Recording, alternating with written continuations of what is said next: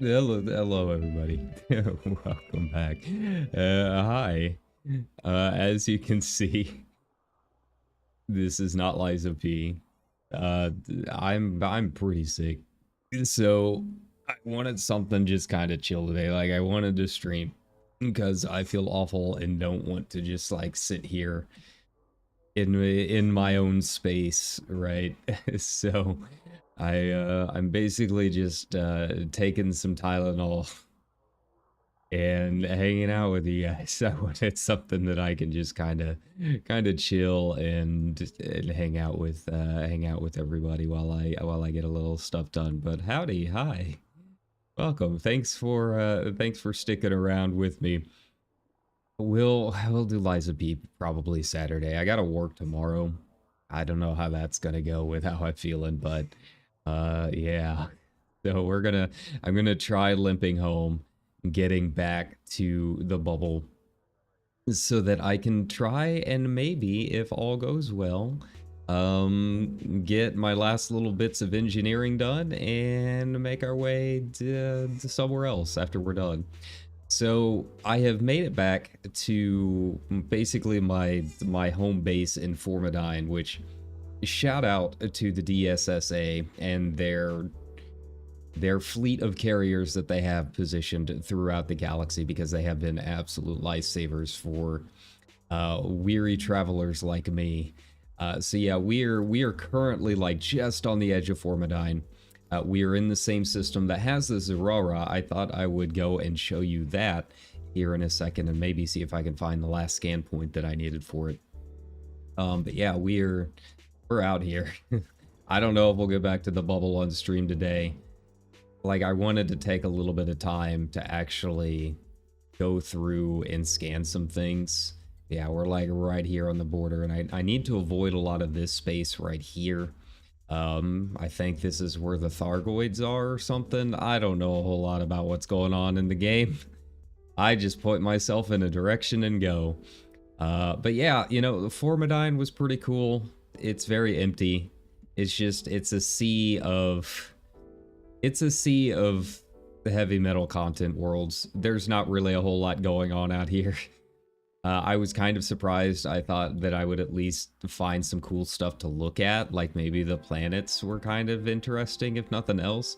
But aside from a couple of ringed worlds that were almost colliding with each other, there really was not a whole lot out here. In total, I think I scanned, I want to say about, I scanned about, yeah, so just out there. Okay, I scanned about 400 systems. Not a single Earth-like world. A lot of water worlds.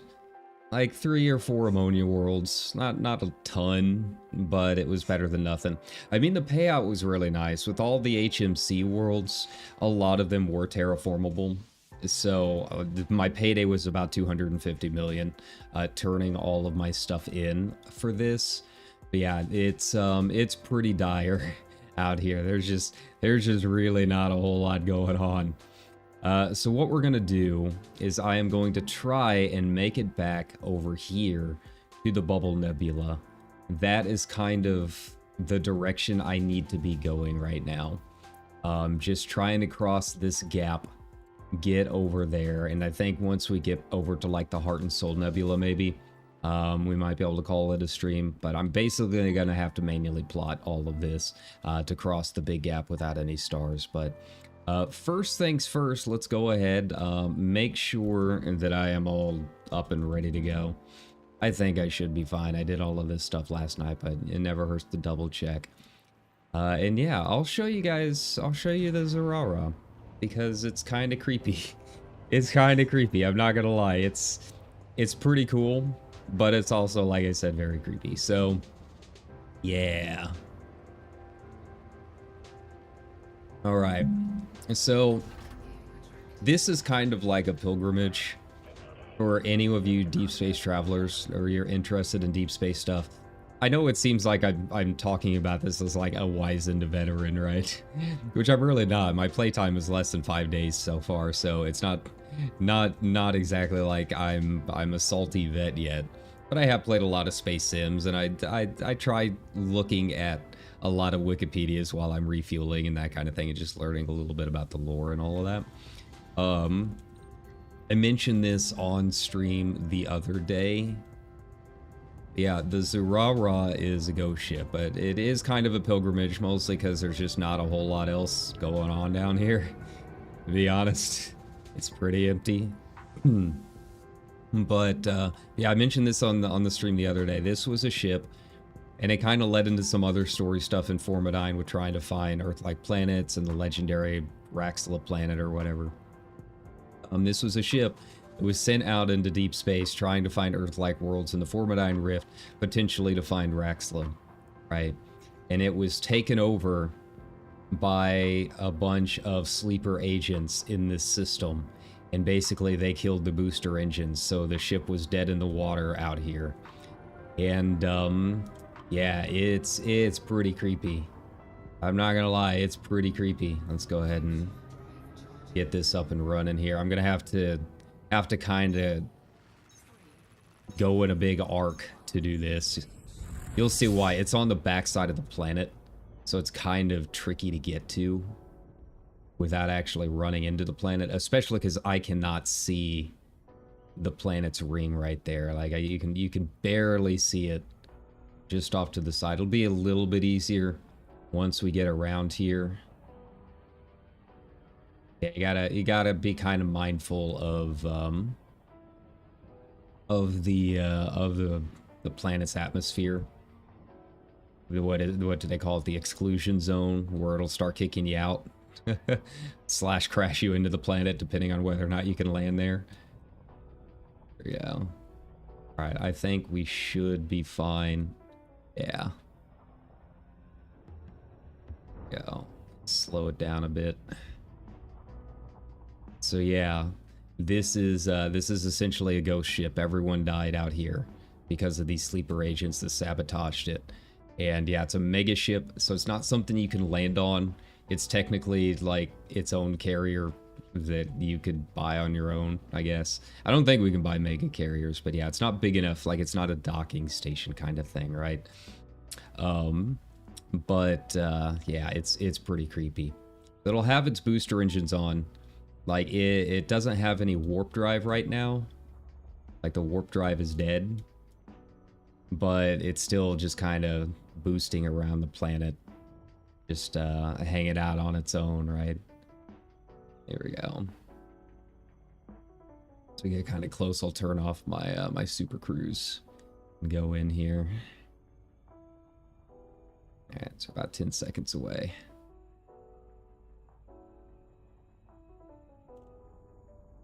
Yeah.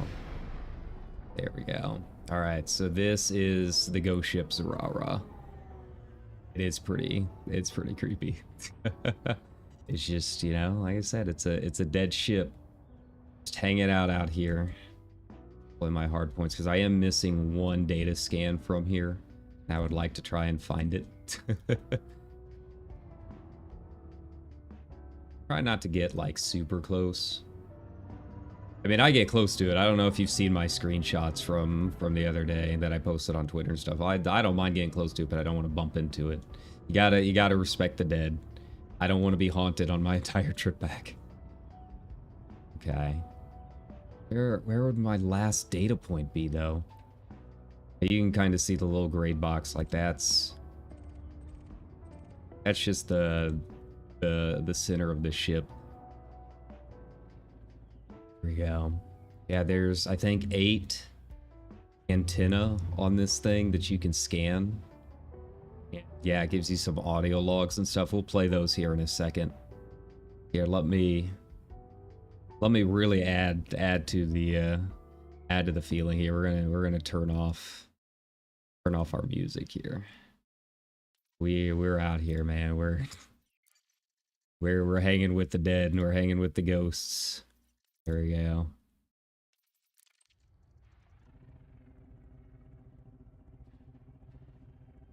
It would be another data point somewhere along this ship. I don't know where it is. I found most of the others. Where's that 8th one?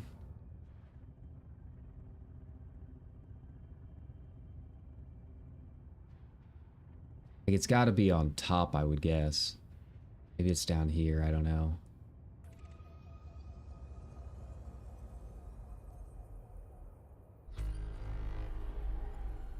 Yeah. This is the Zurara. This is probably one of the bigger lore things that people had taken part in. Was just trying to find this thing. They thought it would lead them somewhere else. It was kind of a letdown from what I understand, because like they thought this would finally lead to Raxla. But the devs were like, nah, we're just giving you the ghost ship.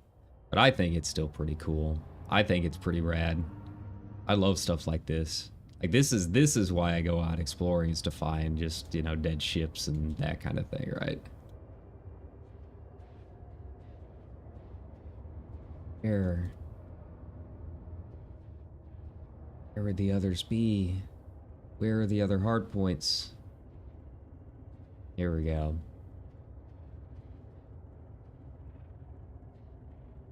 Let's go around here to the front.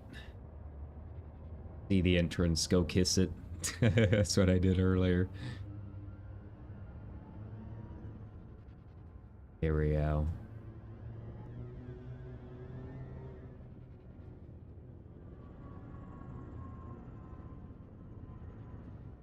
That's just so creepy. Just a dead ship just hanging out here. Hanging out here all on its own. You would think story-wise someone would have taken it back and recommissioned it, right? But no, I kind of like the fact that they've kind of left it as just kind of a thing you can come out here and do, right? And then, you know, let's get our external lights on here.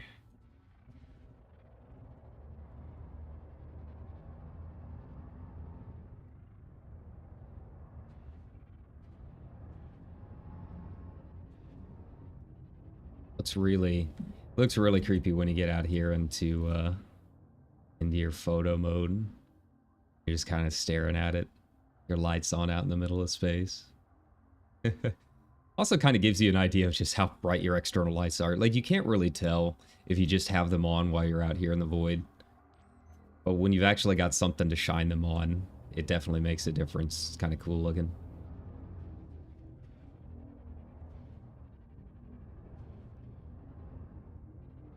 Let's see. Let's turn these logs on, shall we? We managed to overpower the invaders, but not before they took out the main reactor. We're dead, in space, with 20 minutes of life support left. Didn't get nothing out of them before they died, but clearly it was all planned. They took a drug which killed them. Doc says it's named Hexedit. First it kills your memories, then it kills you. Neat and tidy. So, we're dead. Just waiting for the end. This will be the last log from the Zurara. Some of the crew have already killed themselves. Others are praying to whatever deity they believe might help them. A few are drinking themselves into oblivion. I don't know what'll get us first. The lack of oxygen or the cold. Battery power's about to die. I haven't listened to the other ones. Me? I'm leaving this log. This far out, I doubt anyone will ever hear it, but... well, what the hell? We all signed up for the promise of big payouts. A year of your life in exchange for enough to retire on. I guess I should have looked closer at it. But you would have probably done the same, right? No need to work again. What's clear now is whoever was behind this mission never intended for any of us to come back. A bit. Damn, it's cold in here now.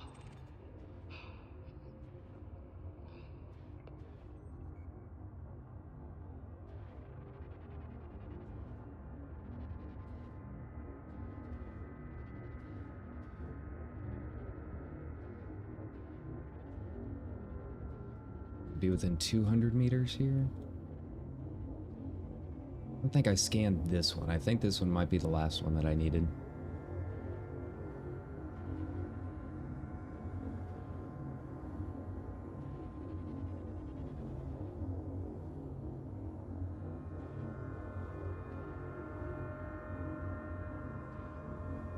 Here we go. Already accessed? Okay, well that answers that. I think I got the one up front too. All right, let's see here. So we're on 3 of 4. The folks managing the cargo. Jeez, they were all psychos. The moment we completed the mission, they just snapped. Killed the ship and killed themselves. Some kind of mental conditioning, Doc said. We tried to get word out to the other vessels when we found out. We got a signal out, but I don't know if anyone received it. It'll probably freak them out. I don't think they know we're here.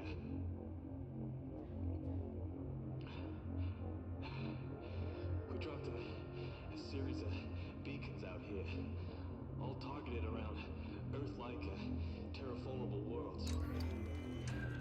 We prepped some of the terraform candidates with seeders and biofilters. No one could figure out why it was necessary, but that was the mission.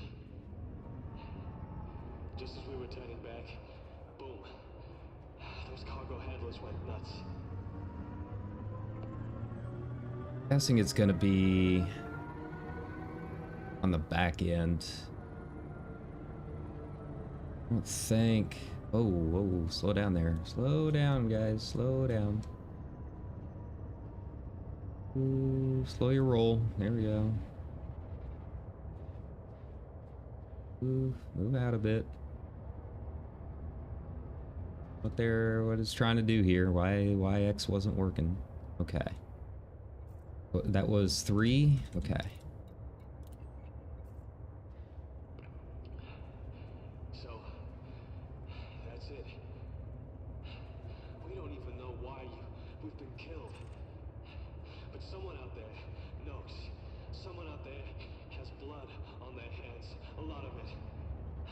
If you figure it out, you give them a message from us. You know what I mean? Funny. We were told there was something bad out here. That was haunted by ghosts. I just never figured it'd be us doing the haunting.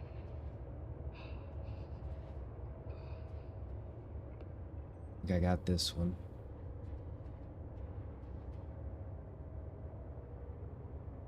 Little closer.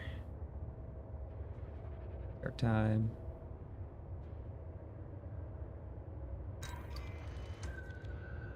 Already accessed. Where is this last one? Where are you? Okay, well, we'll figure it out eventually. Ain't like I got anything else going on tonight. I think I got that one.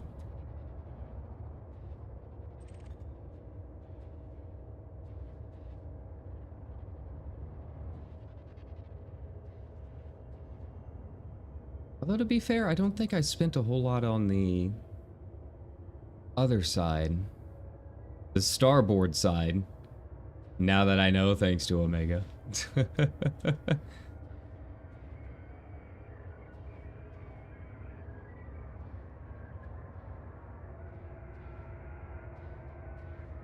Okay, just a little bit closer.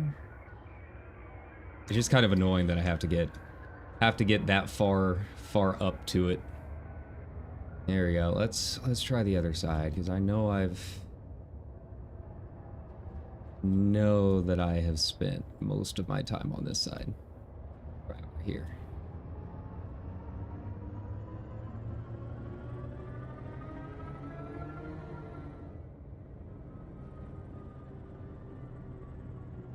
All right.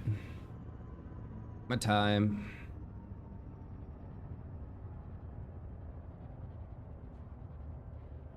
What do we got on this side? What have I not found over here? So I got those two. Got that one. I think there was one on top that I got. All right. Where? Additional logs. I'm missing additional log 3. So, this is what they were hiding. I'm leaving the old logs for reference. I might need to come back this way again and re-educate I got that one. myself. Ah. Chances are my memory will get zapped again. If I don't make it, I'll have to leave clues for others to follow. So, if you're reading this and you're not me, here's the deal.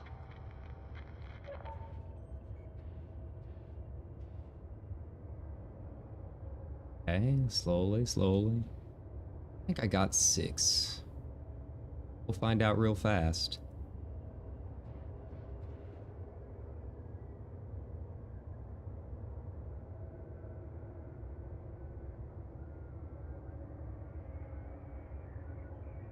Okay.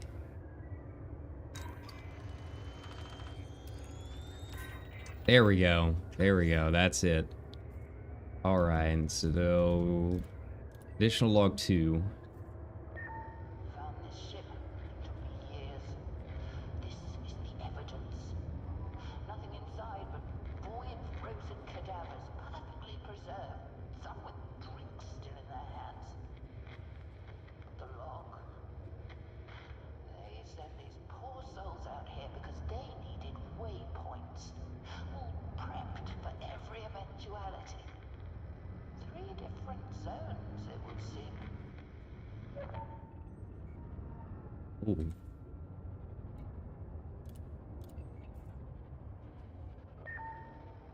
There's a conspiracy. Guess you figured that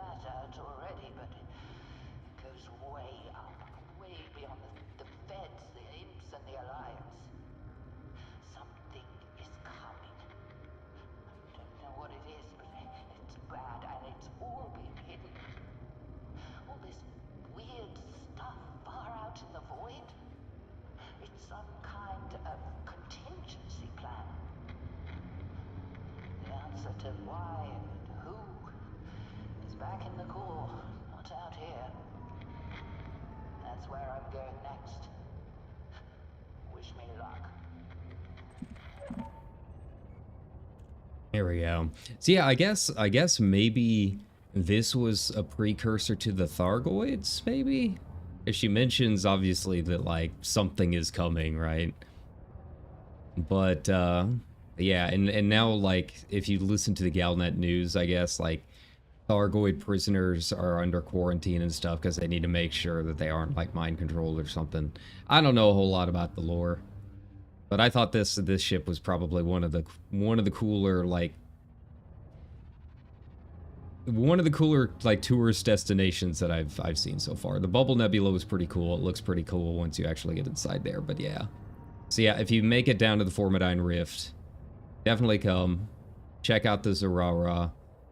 Make sure and scan all of the data points. I hope you all could hear all of that stuff. I know my speakers are kind of low right now, but yeah, it's definitely very Event Horizon-ish. Really kind of a cool little bit that I didn't know about. I was literally just looking up like, hey, I'm going down into the Rift. Is there anything down here that's kind of cool? And like Google would pop up and be like, yeah, you gotta check out the Zurara. So there you have it. I'm not gonna spend as much time as I did the other day. I was probably here for like 2 hours getting cool screenshots and stuff around it, because you never know when I'm actually going to be making my way back down here. It's also why I kind of wanted to do this on stream, is so I can get that last data log, you know, with how big the galaxy is and so many other things to go and see. I don't know if I will ever get a chance to come back here and see this again. So, you know, goodbye, buddy. Thanks for keeping me company while I was out here in the very cold and very empty Formidine Rift. So hope you can make it home okay one day. All right. So let's head on out. Hopefully the travelers that come by your way will make it so you're not so lonely anymore, you know?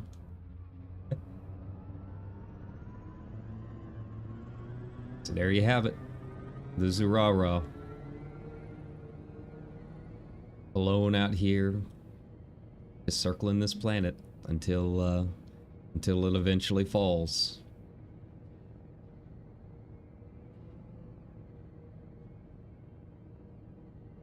All right. Let's make our way out to wherever I am planning on going next. There we go.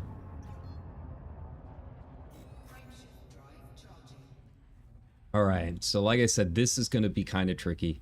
I'm going to have to manually plot more than a little bit of it, I think. I don't really know. Every time I tried route plotting across this, it's been a little wonky.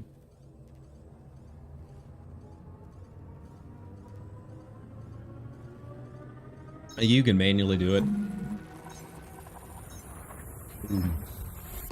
Especially in the ship that I've got, like, it's really not much of an issue. It's just, for whatever reason, the auto router just doesn't want to play nice.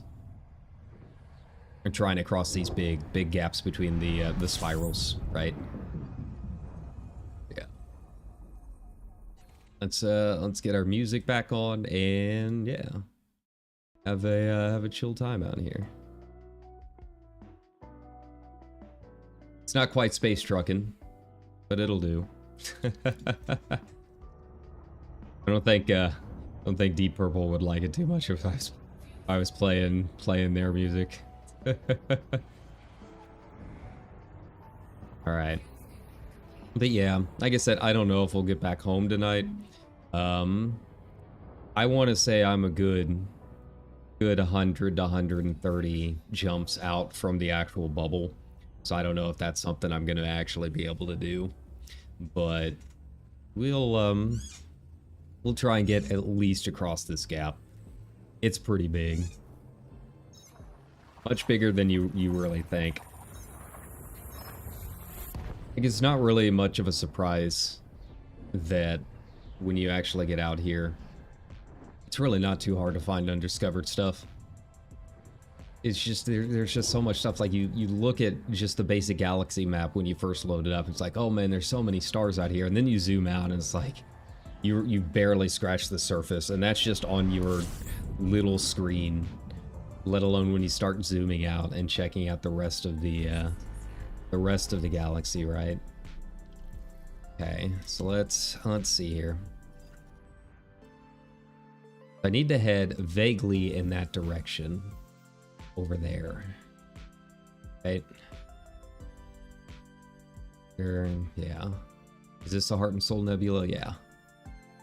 I need to head vaguely in that direction. Okay. So what are our options here? Can I get there? 122? No, not quite. This I might be able to get. There we go. Yeah. It's really not too bad when you're manually plotting. I don't know why. I think it's because when you use the auto route, I don't think it really likes making lateral or backtracking movements, which you kind of have to do if you're crossing a gap like this. Like you're gonna have to like backtrack a couple light years or move laterally a couple light years. Which isn't, I mean, it's not much of a problem. As long as you're manually plotting, you can always make sure you've got a fuel star waiting for you. Or at least make sure you're not going too far. I can do 4 jumps before I have to have a fuel star. And that's 4 max jumps. If I'm not making max jumps, it's pretty easy. Like these small jumps here, I can refuel that just skimming across the sun, right? Yeah, I think the auto router just really doesn't like doing that, which makes it a little tricky. But it's really, now that I'm here, it's really not that big of a gap. Like looking at it, I thought it would be a lot more. Because when you're jumping 67, 65, 67 light years a jump, like that space condenses really fast. You kind of get an eye for how far you can go, especially after 400 systems in Formidine. Man, I didn't expect to stay out there that long.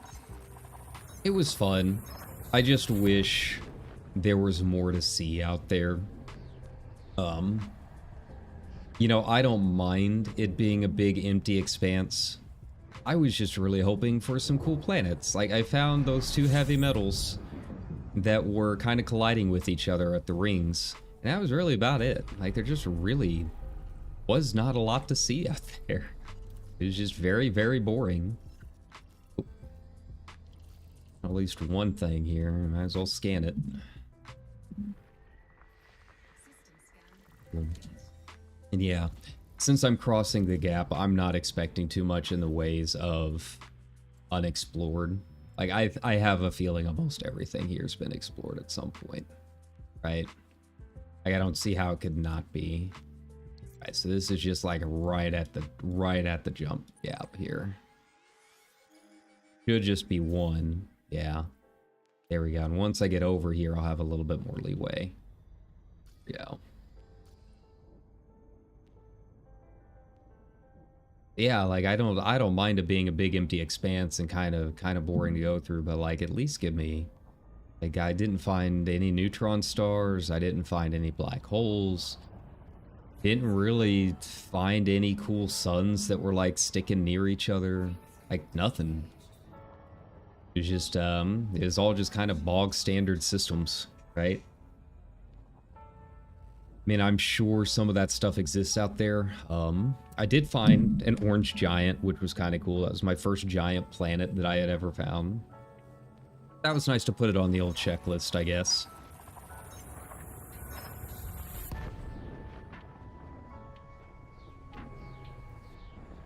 Yeah, outside of that, it was just all kind of samey.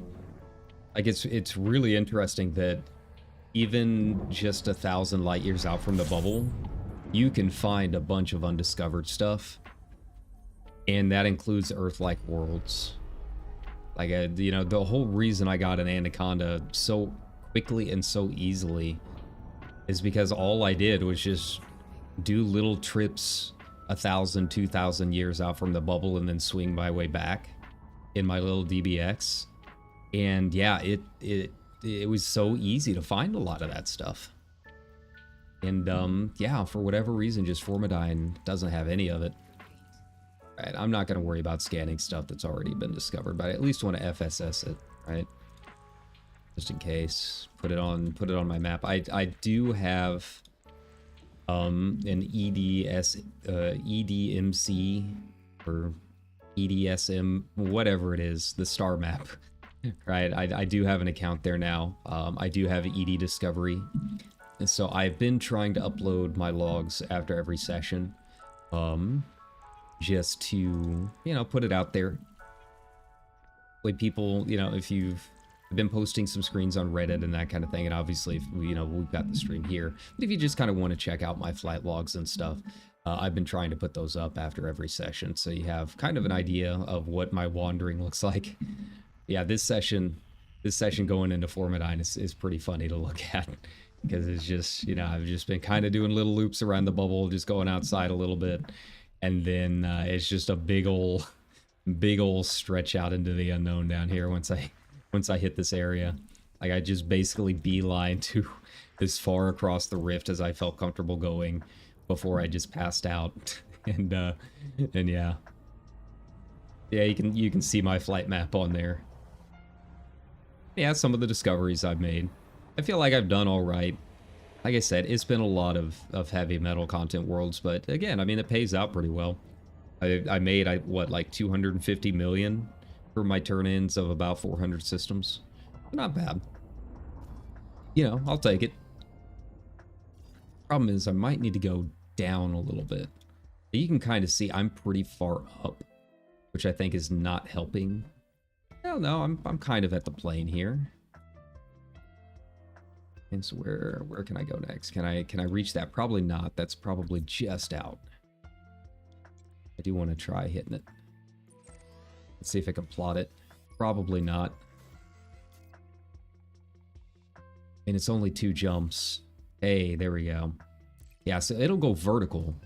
It just doesn't like going lateral for a lot of this. There we go. And as long as I got fuel stars, I don't mind it taking a little bit of time. We'll be okay. Like, once I get across most of the gap here, I should be able to auto-plot back to Adini, which is my home base. At least for this side. I've usually been making my home base Adini on the western side, and then Belgatran on the right side, the eastern side. You know, I wanted to head into the Outer Orion Spur or whatever. I find those are just 2 systems that are just really nice for, because they're in the bubble, but they stick out a little bit, so they're nice little launch pads. Yeah. All right, we're gonna turn our audio down just a little bit again. Now that we've listened to those audio logs, we'll get back to the music here. It's up just a bit. There we go. Yeah, thanks again to TheRelaxedMovement for handling all of our music with their giant 12 hours copyright free music. Yay.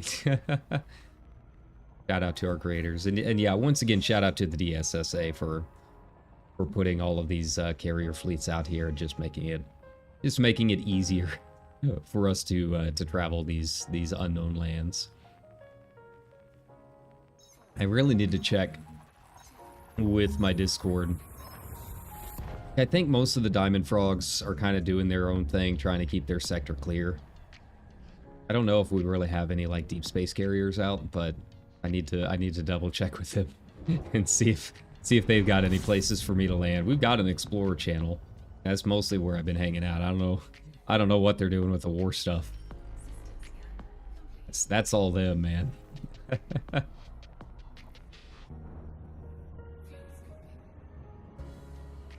Yeah, I am kind of excited to get back and just do you know, kind of the smaller tedious things, just mining and emission code scanning and just getting some materials and stuff.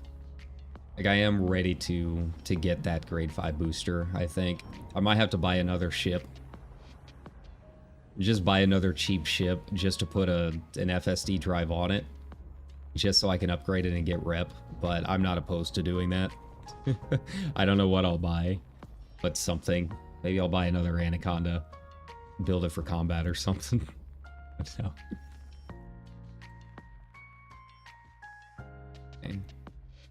I reached there. That's just like barely on the border. It might be 2 jumps. I think we can do it. Yeah. Once I get over here, yeah, we've really got to stretch it a little bit. We're going to be doing 1 jump at a time. But once I go vertical, I think we've got a little bit more leeway. Once I get there, you can see we've got kind of a chain of stars. I think the problem is I'm a little low right now. Like, I'm only at -35. Like, right on the plane is always kind of spicy. You really got to go above, like either really above or really below the plane. If you're at the plane, it's basically just a sea of brown dwarfs the entire time. There you go. Now that does mean if you're willing to do that, sometimes you can find some decent stuff in there. You know, in the middle of the brown dwarf sea, you got that one A star or B star. But yeah, you really gotta kind of be careful with it. I just find going really far above, well, not really far, but like I'd say 150 to 300-ish above or below is kind of a good sweet spot for finding undiscovered stuff. Had a lot of luck in that range.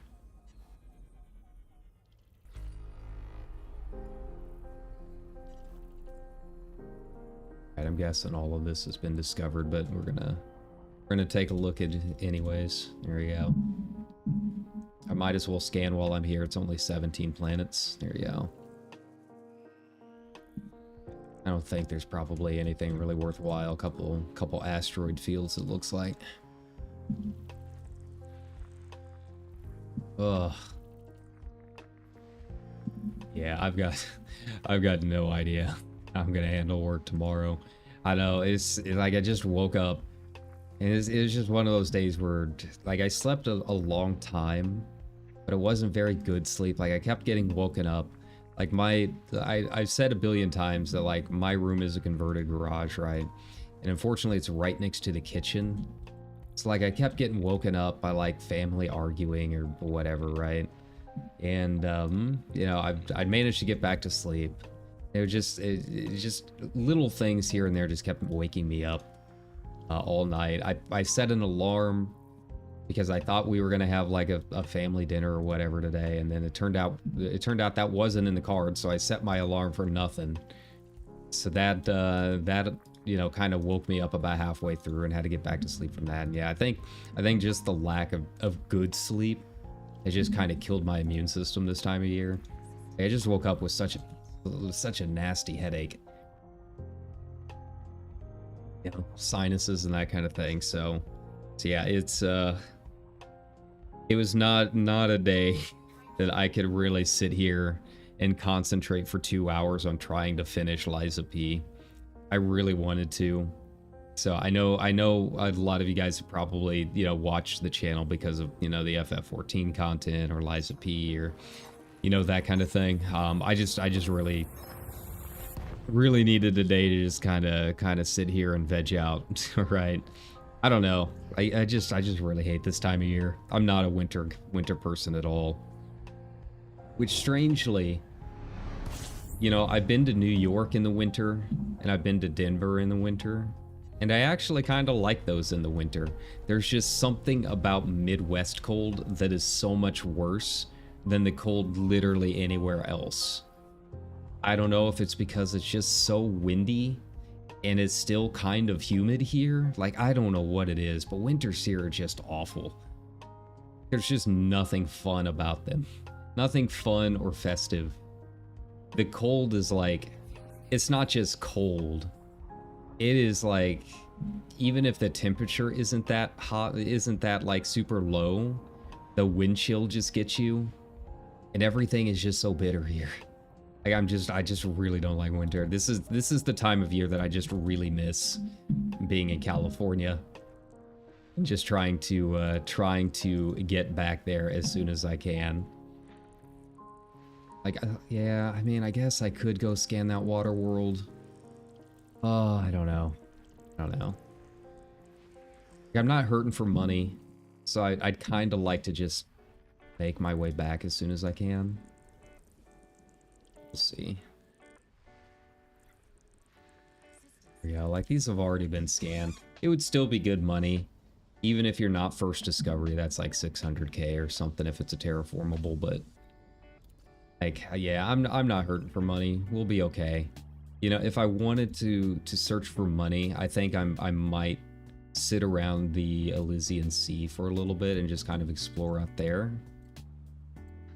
Come on, there we go. Oh, that's like not nearly as far out as I thought. Okay. We've got like this string right here of things we can go check out, huh? Any of these sound interesting? The bee sounds kind of interesting.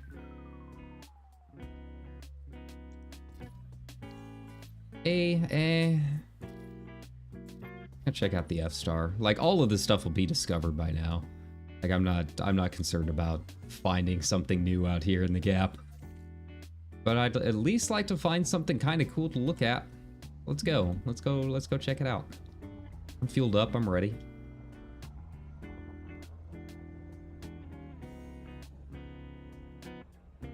Right. I like this track. I like this track a lot. Sounds like something I'd probably try playing on one of my guitar streams. Oh.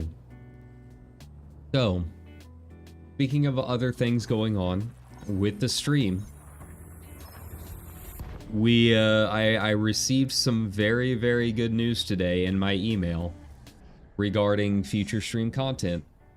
It's gonna take a little bit of time. Take about a month or so for them to finish. Month to 2 months, depending on the complexity, but my design is not that difficult.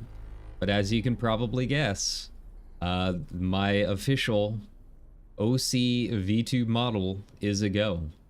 It's gonna take me some time, obviously, to finish it. The artist is gonna need about a month or so.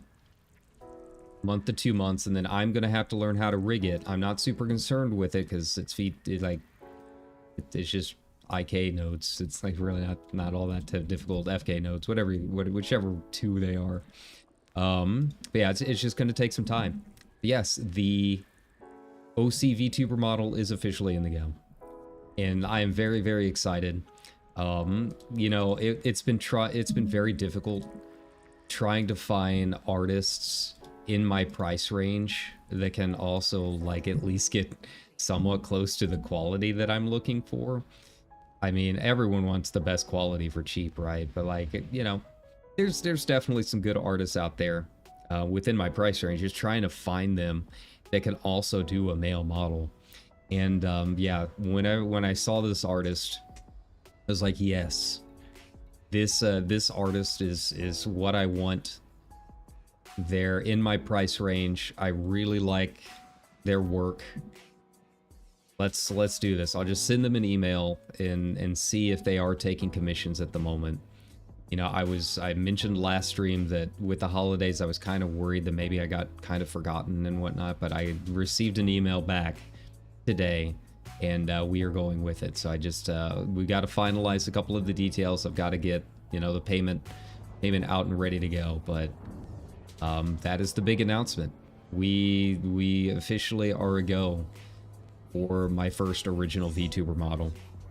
I'm very excited. I was very happy that they took my design idea, because it's literally just like a bunch of Google images that I slapped into like a reference sheet kind of thing.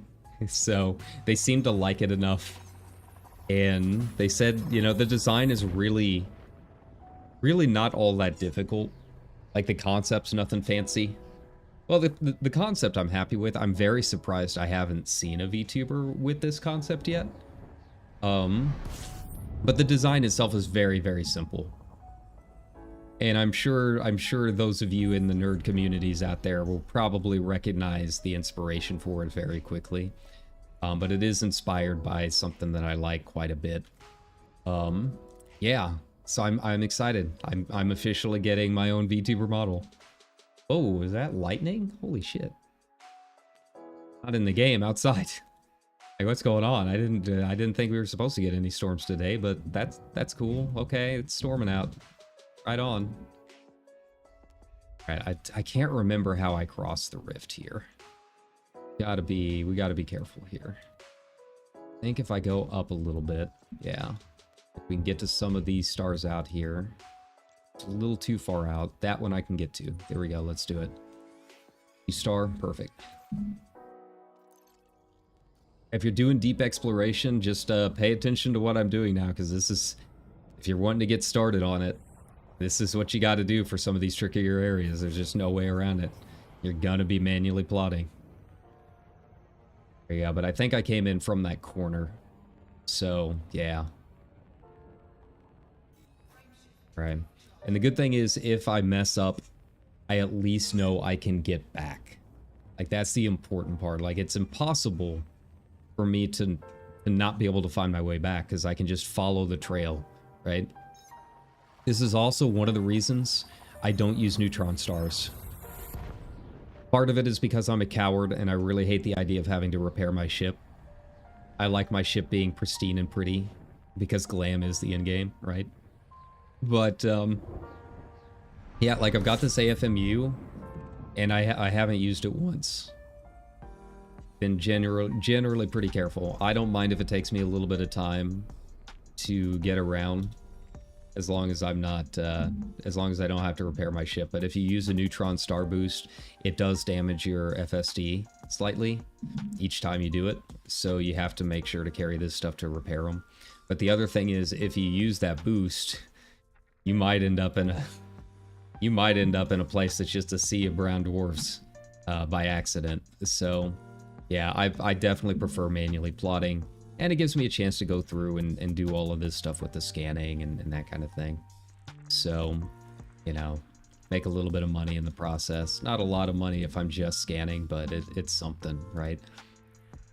But yeah, you know, as going back to earlier, yeah, I'm excited to have my own VTuber model now. When we actually do it, you know, right now I'm just doing the model.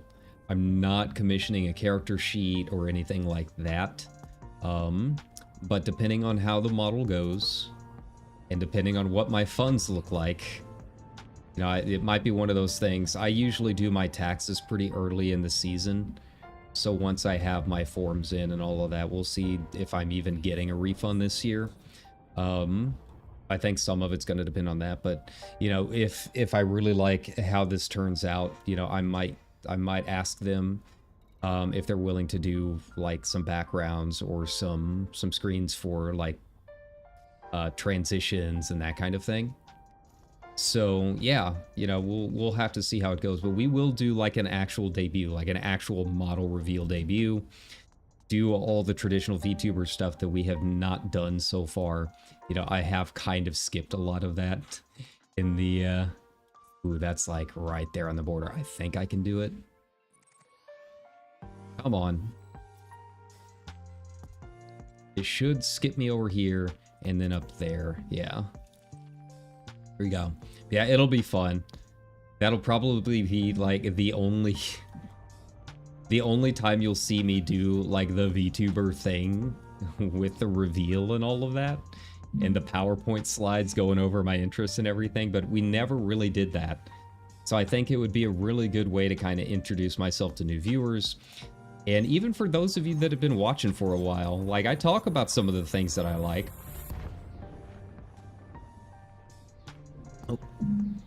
I talk about some of the things that I like, but I also haven't. Like, I've never actually put it down onto a list, right? But I'm excited for it. I am very, very excited for it.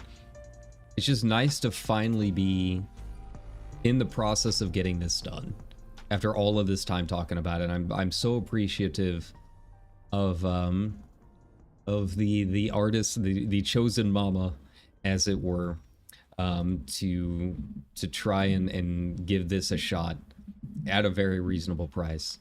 I'm just hoping it doesn't end up being a situation where it's like, oh, this was actually a studio or something. But you know, I checked their website. I got a little worried because their email is a little bit different, but I guess that's kind of to be expected.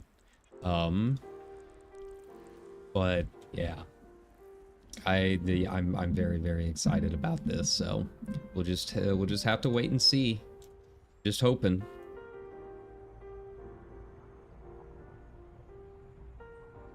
All right. We'll skim the A star here in a second.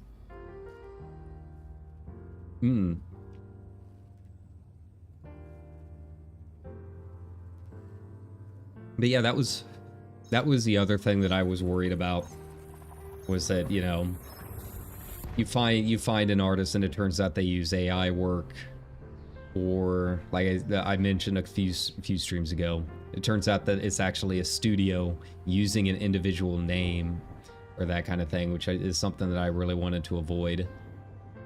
But yeah, this artist, as far as I could tell, like, you know, their website seemed legit. They have a YouTube channel where you can watch them do a little bit of speed painting, and it, you know, she had some of the works on there that is also in her portfolio. So yeah, overall it looked good. It did not seem like a situation where, you know, if it sounds too good to be true, it probably is. Like, it's you know, it's not gonna be cheap, which I think helps out a little bit. Like, it's cheaper than most other artists in this price range, but it's not cheap either. Like, it's not cheap to me. To me, you know, as someone working minimum wage, like my bar is, I can't spend a whole lot, so it's pricey to me. But you know, it's not one of those free models that you see on Booth that's like, hey, get this VTuber for 15 bucks, and it turns out it's made by an AI studio or something like that, right? I avoid those like the plague. So yeah, I'm pretty happy with how it's going. But, you know, if I did get tagged for YouTube research surveys, you know, I filled out that kind of thing, and we'll see if they want me for any research initiatives. But it was pretty funny because, you know, you go through the basic info, putting in your personal info, what you do on the channel, that kind of thing. And then, you know, the last couple questions are like, hey, do you use any AI tools, and what do you think of them? And oh boy, did I have some thoughts with that. I was like, you know, I basically put on there like, yeah, the people who use AI for paid works are garbage, and I have no problem with actual artists suing these AI companies over copyright protections, right? Like, yeah. So yeah, we'll see what Google thought of that. But we'll see. I don't know what these research initiatives involve. Probably nothing all that important. Don't know if I can reach that. That's probably just a bit too far out. Yeah, we'll see if it has a way to plot the route. Maybe going left and then forward. Yeah. There we go. It's weird. I get those surveys every now and then. You know, once you're in the partner program, you know, a few times a year, you get those surveys, and sometimes they are really helpful. Like, if you are a creator, especially if you are in the partner YouTube partner program, like, I always recommend filling out most of those surveys if you can. I've never filled out one that was like for a research initiative or whatever. Most of the time, those surveys are really important in terms of just asking you, like, your experience as a creator, what's working, what's not working. You know, would you like to see anything in the analytics, like that kind of thing. Like, a lot of those surveys are really, really important as a creator, and I always recommend trying to fill them out. So far, they haven't put too many of my suggestions in that I've noticed, but they have, you know, put in a few. Like, you know, now that we have raids, right? We have raids, you have super thanks, you have all of these little things that are slowly but surely making their way in. The only big one that I think I've suggested every single time is just they need a UI revamp to actually find live streamers. Outside of that though, like they've been putting in bit by bit, you know, they're dragging their feet as Google tends to do, but they seem like they've been pretty receptive to implementing a lot of these things that a lot of creators want. So yeah, it's just so weird that like they have such a good opportunity to kind of overtake Twitch in a lot of aspects, and they just haven't. They just haven't, because they don't want to redo their UX, right, and make it easier for VTubers, especially with VTubers being such a big live streaming part. Like, yeah, Twitch has VShojo. Like, the grand majority of, like, the really big names seem to be like they're on YouTube. Not just HoloLive and Niji, but some of the other, like, independent Japanese names that have just a billion subs, right?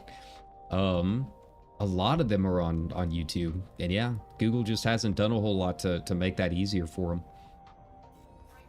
But, you know, keep filling out those surveys, and hopefully we can get to that point where they finally make it actually decent to look at. There we go. Oh. I also have noticed that it seems like they've been a lot better. Knock on wood. It's gonna sound in the mic, but I'm knocking on the wood, right? That the music scraper bots have not been as much of an issue. Now, I do still have issues with getting demonetized, like it'll go into limited for whatever reason. But I think that's more the content on the screen. Like it mostly happens with Liza P, it seems like, and it's probably because, like, yeah, it's kind of a bloody game with some weird looking creatures on it, so it puts it into limited. But you can request a review, and it just 99% of the time it seems like they'll just put you back into monetization. It's really not big of an issue. But I haven't actually had as many issues with people like trying to claim stuff like they used to. It used to be really bad. I don't know if maybe Square Enix stepped in, because 90% of the time I got claimed or demonetized was because of Final Fantasy games. But I think Square has actually stepped in and been like, hey, what's going on with these bots? Like, our creators are allowed to use this stuff. Why do they keep getting issues, right? So yeah, I'm very thankful for that. You know, making some headway in terms of those regards. There we go. Yeah, all of this stuff has been scanned already. A lot of this was scanned during the push to actually figure out what was going on with the Zurara. Like, a lot of people made their way down into the rift trying to uncover all of that. As far as I know, it was a pretty big deal. I'm genuinely surprised that more people aren't playing this game. Like, I've been reading a lot, and it seems like, you know, in terms of the Steam numbers and all of this other stuff, there's just not as many people playing it as I thought. And I'm just genuinely surprised, because I really, really like this game. And I really expected it to be a lot bigger than it is. Like, obviously, the people that are into space sims, you know, the diehards, like, are still really into this game. Yeah, after Steam sale, I figured there would be a lot more people playing it. I will say that it is kind of hard to get into if you've never played a space sim before. Like, for me, it wasn't too bad, because I played a lot of No Man's Sky, right? Like, it's really not that big of a deal learning how to, this one's gonna be tough. What about you? Might I go up a little bit? Is there anything up? 88. What about down? Here we go. Here we go. Yeah. Ooh. Just outside. That's fine. That's fine.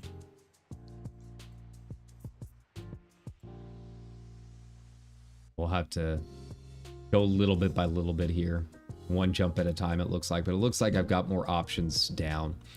Yeah, I mean, this was only $6 on Steam sale. I really, really am surprised. But yeah, I mean, you know, I played a lot of No Man's Sky. So the controls, there's a few additional things to it being more sim-like. It took a little bit of time getting used to, but it really wasn't too bad. I think if you're really into the combat stuff, that's like a whole thing. But yeah, I mean, I would see so many comments on Reddit and stuff about, you know, I was laughing at it last night too, about people saying, oh wow, you're going too fast, and like, wow, this takes so long to unlock, and it's like, if you played other space sims, it's really nothing. Really, if you played any other MMO, it's really nothing. It's not bad at all. I thought it was fairly easy to jump into, like, having an in-game ship at 5 days playtime. Like, it really was not hard to get the money. I just scanned a bunch of planets. The hardest part was doing the engineer unlocks, and even that's not really all that bad if you don't mind mining some rocks. It's just, it is a lot of reading, I think, if you really want to get into the weeds of it. Like, I've had a lot of time to read through the, you know, fandom pages and Wikipedia pages, you know, Googling up, you know, Elite Dangerous Exploration and finding a bunch of guides that way and reading them. But, you know, when you're scanning planets like this or waiting to refuel, like, you got a lot of free time. You've got options, right? So, you know, if you don't mind doing a little bit of reading. And the thing is, like, you don't have to go as fast as I did either. Like, that's the thing is, like, I knew what I wanted this game for. Right? I wanted something that reminded me of Freelancer way back in my high school days. And as much as I like No Man's Sky, that's more about, like, landing on the planets and exploring that way. Its actual stuff in space is kind of, you know, kind of whatever. You get some cool screenshots with your ships, but most of what you really want is actually on the planets in No Man's Sky. This is kind of the opposite. Like, unless you've got Odyssey, and I haven't heard too many great things about Odyssey, but if you don't have Odyssey, then, like, the planetary stuff is just kind of like whatever here, and it's more about the actual spacey stuff. So you've got, they complement each other much better than you would originally think. And I'm all for it. All of this stuff has probably been scanned at this point. Can I make that jump? Yeah. Let's try and make that jump. Let's get over here. As long as it's, yeah, it's a K-star. KGB foam. That's the acronym I always remember. KGB foam. Those are the star types you can fuel up at. And yeah, it's really just dwarf stars, Towery stars. You can't use those for anything.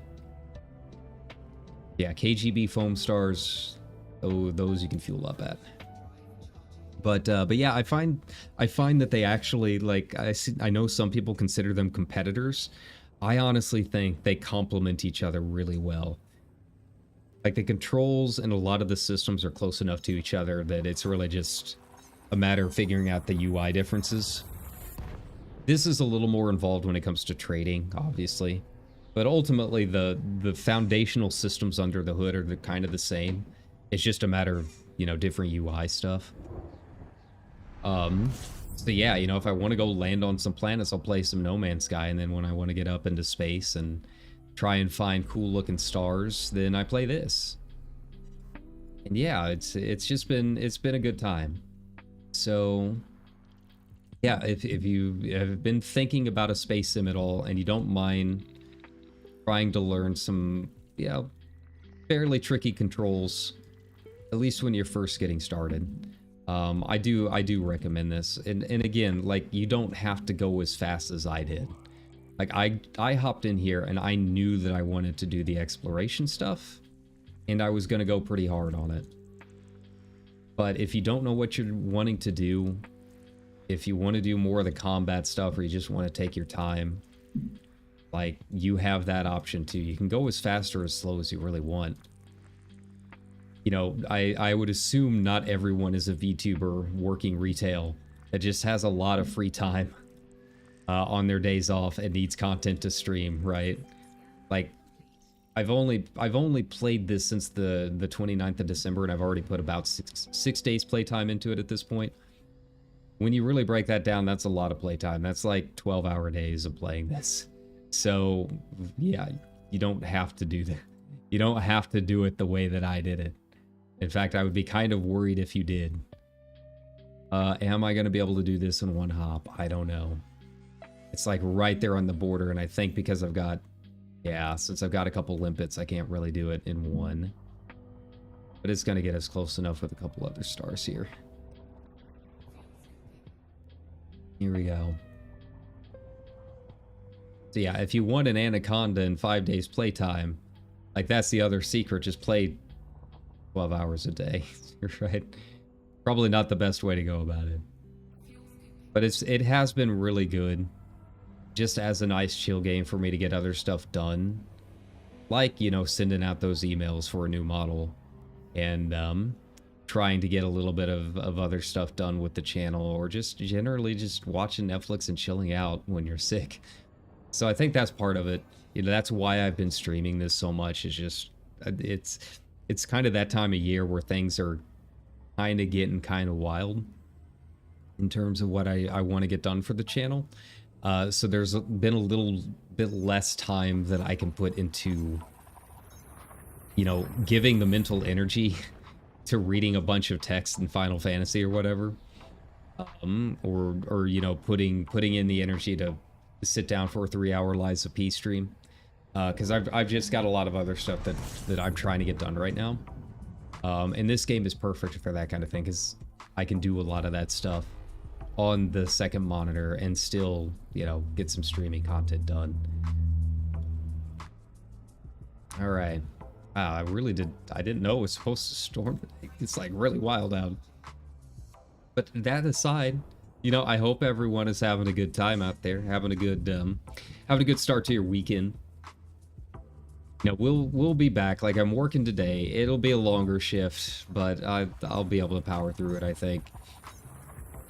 I think I'll probably try and fit in another nap before... Oh, okay. Before my shift. Maybe that'll help my headache, my sinuses a little bit. But yeah, you know, it's been pretty chill. You know, I hope you have a good weekend. We'll be back. I'm putting it on the list. I'm making it official that we are going to finish Lies of P this weekend. That's like a thing that is going to happen for sure. I can't keep doing Elite Dangerous streams as much as I like this game. I know you guys want to see me get back to some of the old standbys, right? And I'm kind of ready to be back to it too. Like, I'll be playing this in the off time, but I want to finish Lies of P, and I want to get a little bit more Final Fantasy VIII done so we can move on to 9 sooner than later. There we go. Like, it's been long enough that I've kind of forgotten where we're at in 8. Like, I know we've got the party split up, and I've gotta go to like one of the bases or something like that. I don't entirely know. So yeah, we need to be doing that. Okay. We need to, like, there's the Heart and Soul Nebula, so we're heading vaguely in that direction. How far is this? Oh, that's only 43? Okay. Can I jump a little bit further? Can I go out even more? I feel like this is probably going to be my best option here. Yeah, let's do this one.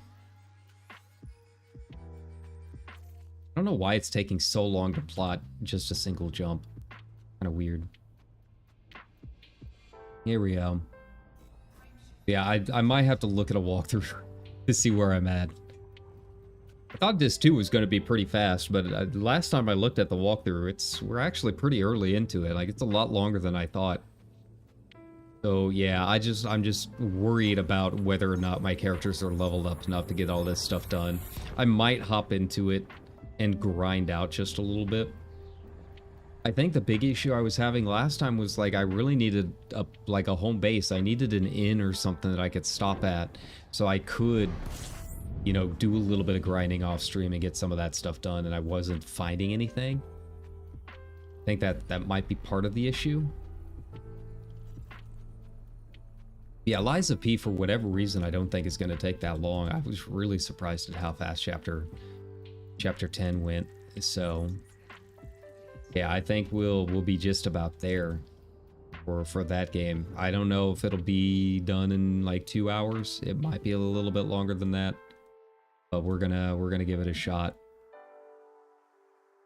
All right, so some of these jumps are going to be kind of tricky. Some of them are pretty far out there, huh? Yeah, like, yeah, that one's right on the border again. Like, I need something that's about... I need to keep it under 65, I think, per jump. There we go. If I can just get to an area that's got a little bit more density of stars, I think we'll be okay. Oh, I need to... Well, I can fuel up at this next jump. It's a K star. Yeah. But you know, aside from those two, like, I really don't know what else is coming out this year. Like, obviously, you got the second part of the Final Fantasy remake coming out, but I'm not going to be able to play that for probably another 2 years. You know, that's one of those cases where,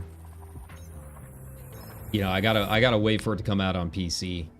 I just really don't know what new releases are coming out. We've got Dawn Trail probably in July or August. That's really about it. Obviously, once that comes out, like, we're gonna have a lot of time available for it. Like, that's the game we'll be streaming every day for, you know, several weeks straight. At least 2 weeks straight, probably. But outside of that, I just don't really know. You know, it'd be nice if they put out 16 on PC this year. It'll probably be one of those things where it's just kind of announced and then a month later it's out. But yeah, I haven't really noticed anything that's just really kind of calling to me this year. It wasn't like last year where you had, you know, Armored Core and a bunch of this other stuff coming out. There we go. But, you know, I didn't know a thing about Liza P last year. You know, I thought it was just kind of like some weird knockoff Chinese game, but it turns out it's actually really good, right? So there's always going to be surprises every year. I'll try and keep my nose to the ground, or my ear to the ground, and see what comes up when it comes up. Okay. Now there will probably be something or other that we didn't know about that comes out of the ether and just kind of surprises us a little bit. We're gonna go over here. This seems like a good midway point. I've got a lot of options from here. This is about as far of a jump as I can make in this ship with my current loadout. Like, I don't know. I'm kind of thinking about getting rid of my Olympic controllers. I'll be honest. I just really don't know if I'm using them all that much. Enough to justify the weight. I know, like, I really want a lightweight life support, but apparently that's kind of a pain to unlock. So, yeah. Like, that's probably the biggest amount of weight that I just cannot figure out what to do with. And yeah, you can engineer it to be lightweight, but unfortunately, like, to do it the easy way requires going to Colonia. And even then, it requires unlocking some other things that I'm just really not interested in. So, yeah, we'll probably just have to stick with this jump range for as long as I can. I might be able to push it up to 70 once I get the grade 5 unlocked. I don't know how much of a difference that's going to make. But, yeah. It was kind of disappointing, like, seeing that I could get a lightweight life support and then finding out that, like, it's kind of a pain to unlock. That unlocking that engineer requires unlocking other engineers or other elite statuses and that kind of thing. Like, I don't know, I'm not interested in those parts of the game at all. I guess trading would be kind of not too bad. Yeah, the other part is, like, you've got to go up to Colonia to do it. If you want to do it the easy way, like, you can do it in the bubble, but I think that requires getting, like, dangerous elite, which, like, combat elite. So yeah, that's not gonna happen anytime soon. That's a part of the game I'm never gonna see. But yeah, I think once I get the grade 5 boost, it won't be too bad. And obviously, like I said, I just might get rid of my repair limpets. I'm just not using them. Like, I'm just really truly not using them at all. I'm pretty careful with my ship. I'm not using neutron stars. I just really don't see a whole lot of purpose to keeping that weight on. The AFMU I might keep just in case. I have had some issues where I'll go AFK and for whatever reason the Super Cruise Assist gets wonky and tries bumping me into the exclusion zone or something. I think that happened last stream, didn't it? Hey, now entering the Elysian Shore, going back in. I don't know why it's giving me the new collection thingy, because I've been here before. I passed through here to get here.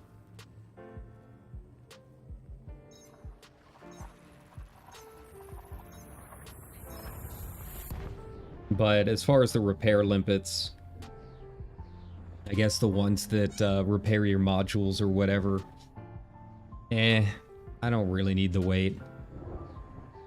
And you've got the weight of the cargo rack on there too. Like, I don't mind stripping down my Annie. There's really just not a whole lot of stuff that I have here because that was like on the guides or whatever that I'm just really not using for my personal play style. Like, that's kind of the thing, is you also got to figure out what your play style is. Like, the guides are really good to kind of get you for like certain things. I found most of the guides are really good in like a generalist term. Like, if you want to do everything exploration related, here's kind of what you need to do, right? But like, I don't do SRV stuff, so I don't worry about the SRV bays. If you have Odyssey or whatever, apparently scanning plants and doing exobiology can make you a ton of money. A ton of money. But I haven't done any of that. I don't have Odyssey, so I don't even know what I can or cannot do in that regards with exobiology. So, yeah. So I basically ignored all of the stuff that involves the SRV. So that has freed up a little bit of weight, right? But you know, if you are someone that wants to get somewhere fast, right? Like, you want to get to the furthest ends of the universe as fast as you can, then yeah, you're going to need the jump range. And you're probably going to need the AFMUs because you're probably going to be doing neutron star boosts and that kind of thing, right? So there's going to be some changes to your build compared to what I've got. But my build is up on Coriolis, I think. I cannot use boosts, just so you're aware, my power distributor. As you can see, I've got all of my pips and engines, so my power distributor cannot use boosts. That is fine. I'm cool with it. What do I need a boost for? I'm not landing anywhere. I'm not getting close enough where boosts are even an option. I'm basically in Super Cruise the entire time. So, you know, that helps out a little bit. Go with a little bit lower in power distributor, I think. But yeah, I've got all my info up on Coriolis for my Annie here. How far out are you? Probably too far out. It's probably 90. Yeah, close. About in this direction. Might need to go down. Try up. Anything up here? Anything at all?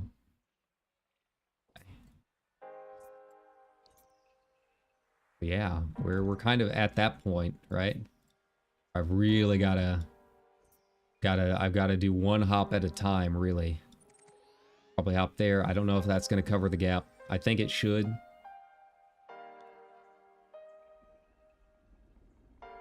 Oh, so it's having me go that way. Interesting. Very interesting. Once I get over there, then we've got some options. That's what we're going to try doing here. I really did not expect that at all. That's cool. I don't mind.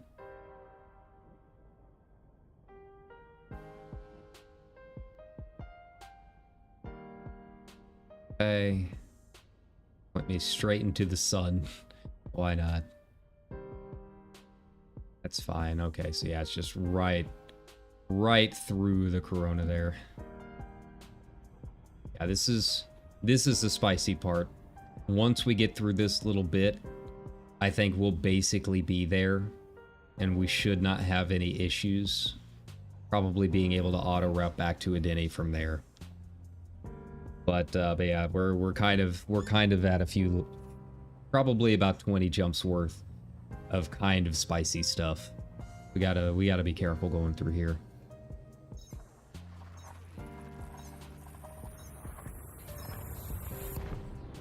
I probably should kind of keep an eye out to see how much of this has been explored.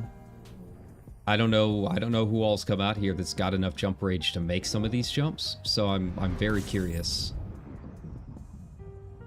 I would imagine it's quite a few. Like I said, when you're in these kind of empty areas, there's not really a whole lot of options for pathing, so everyone kind of ends up using the same path. Yeah, you can see that these have all been scanned. That's fine. We'll go ahead and do it anyways. Get our doubloons. There you go. Friendship drive charging. Yeah, I can't imagine there's been all that many people that have made the jump across this gap. I feel like a lot of people kind of go around a little bit, or they take a fleet carrier. That's really the way to do it, is get involved with an expedition that's leaving and just take the fleet carrier, because they jump like 5,000 light years at a time. And then you just kind of scan everywhere around where they land. I think that would be kind of cool. I like the fact that there are expeditions that people put together, and they're all posted on the ED Star Map website. So like, yeah, you can hop in and join in if you want to take, you know, a few months of time and just kind of explore the galaxy, or certain areas of the galaxy with a crew of other explorers. It seems like a good way to kind of get involved. I'm always a little hesitant with that kind of thing, because, you know, when you're with a bunch of strangers, you're going to get a lot of personalities, right? And especially in a space sim like this, you know, you can kind of get some very interesting types, to say the least. So I'm always a little bit nervous about just joining a bunch of randos in a game like this, but I don't know. If it's for the spirit of exploration, I feel like maybe I could find some people that are like-minded enough that it won't be an issue, and we just want to get out and scan some planets, right?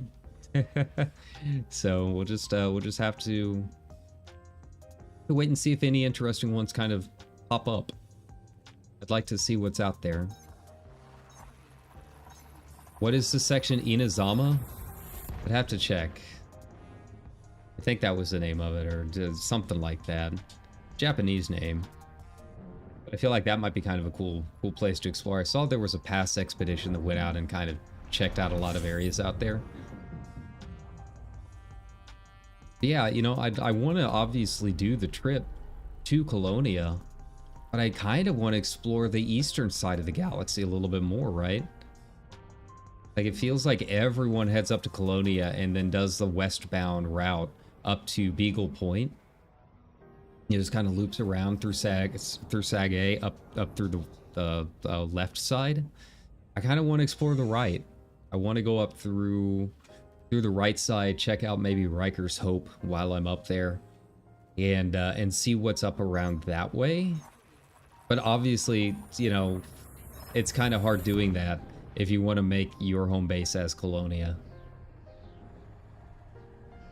I mean, so much of that part of the game has not even been explored yet that I don't even really know if it'd be much of an issue finding new stuff.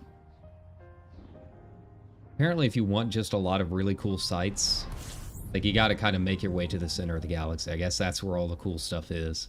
Maybe that's why I didn't really find anything interesting in the Formidine Rift, is just nothing interesting was ever spawned there for whatever reason. It is very physics based, this game, so maybe I guess the spawn point was just kind of, oh yeah, there would definitely be nothing here in real life either, so, you know, you're not going to get any cool black holes or neutron stars in this area. Okay, let's get this pathing, see where we can go from here. Right. It's gonna be tricky. I don't know if we can make this jump. That's like just out of range. Might hop up and then south. We'll see. Yeah.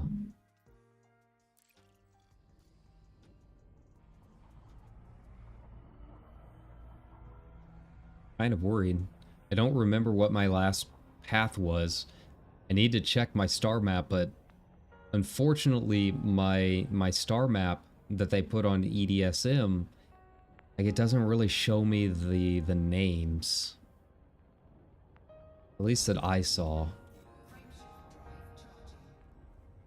I mean, thankfully, even though we're in the gap, like, I'm not running into, like, brown dwarves or anything like that. It's mostly fuel stars. But trying to plot the route is definitely tricky.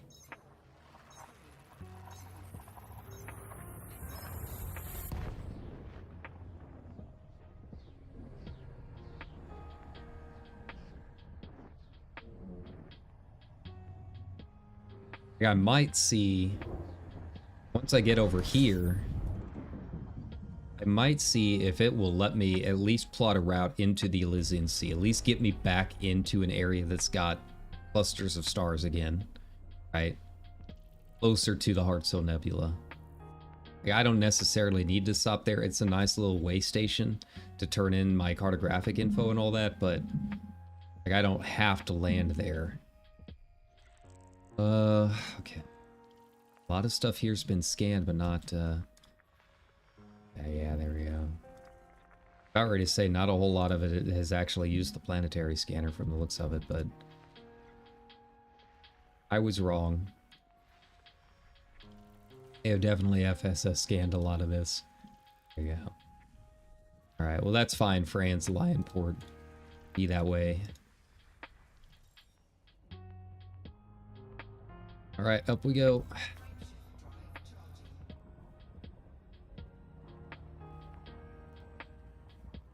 Yeah, I would not be able to do this in my DBX. Not with its current loadout. Definitely not.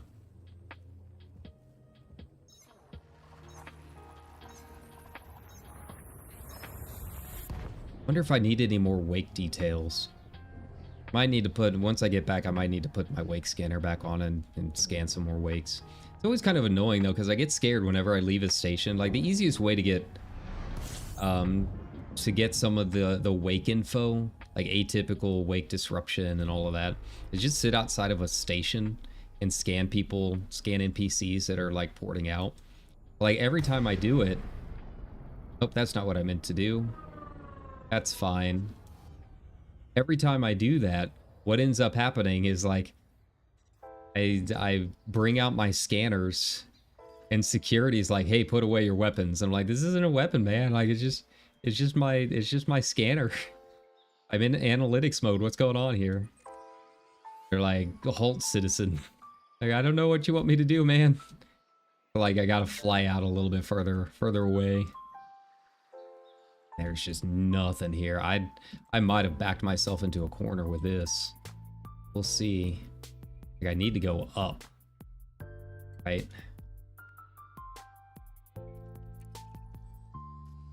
Well.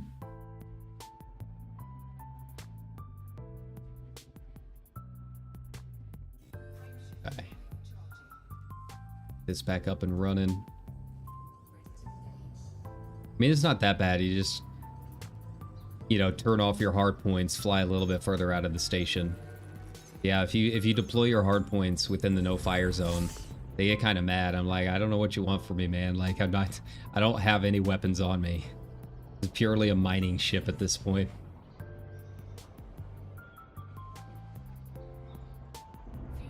I guess they're trying to respect the privacy of their other citizens or something, right? Hmm.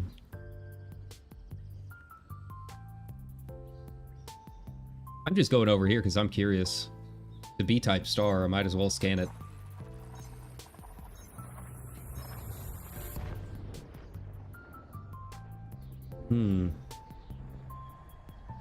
Yeah, we'll see if this is gonna let me plot a route somewhere. I don't know if I can. I might be in kind of a weird spot.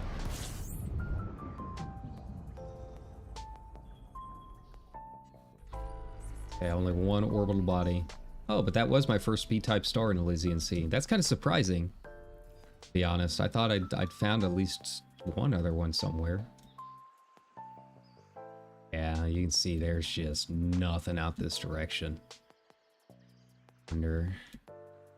Here, we are in it. Wonder if I can reach this through one plot or another. Let's see here. 8 jumps. Okay, so it's gonna take me up and around. Gotcha. That's not too bad. I can handle that. I can handle that. Let's do it. Gotta backtrack a little bit. That's fine. There's plenty of fuel stars on the way. We'll be okay. Yeah, maybe I just didn't go up far enough.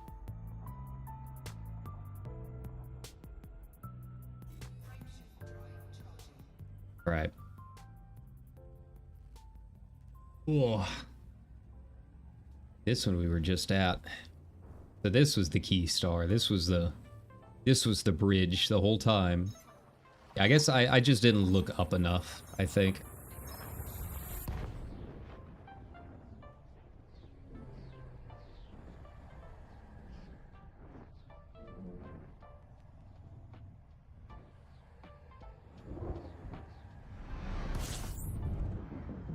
Right, but yeah, once we get to this other destination, I'm gonna take a look and I'm gonna see if maybe I can plot a route over to the Heart Nebula at this point. I might be far enough across now that it should be able to auto route it, and then we can just kind of breeze through.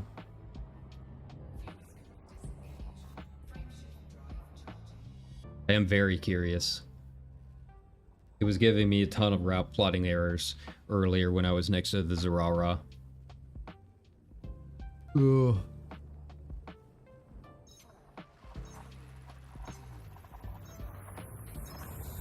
But I think now that I'm out here in the middle, maybe it'll be a little bit easier. I really don't know what goes into how it determines route plotting errors and just unable to plot route. Because so far, there really has not been any areas that I could not find a star to get to, right? So like I really don't know how it handles plotting, like what the algorithm looks like for it.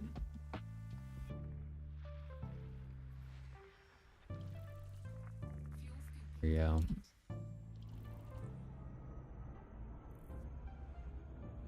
You know, out here I am going to be a little bit more cautious, just because if I do run into a Towery Star or something like that, I gotta make sure that I've got fuel. I don't know how long of a stretch we're gonna have.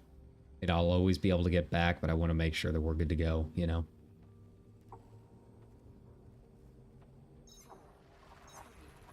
Yeah, once you get into the Elysian Shore, like, there's a ton of systems. It's basically a straight line over to the DSSA carrier on the other side.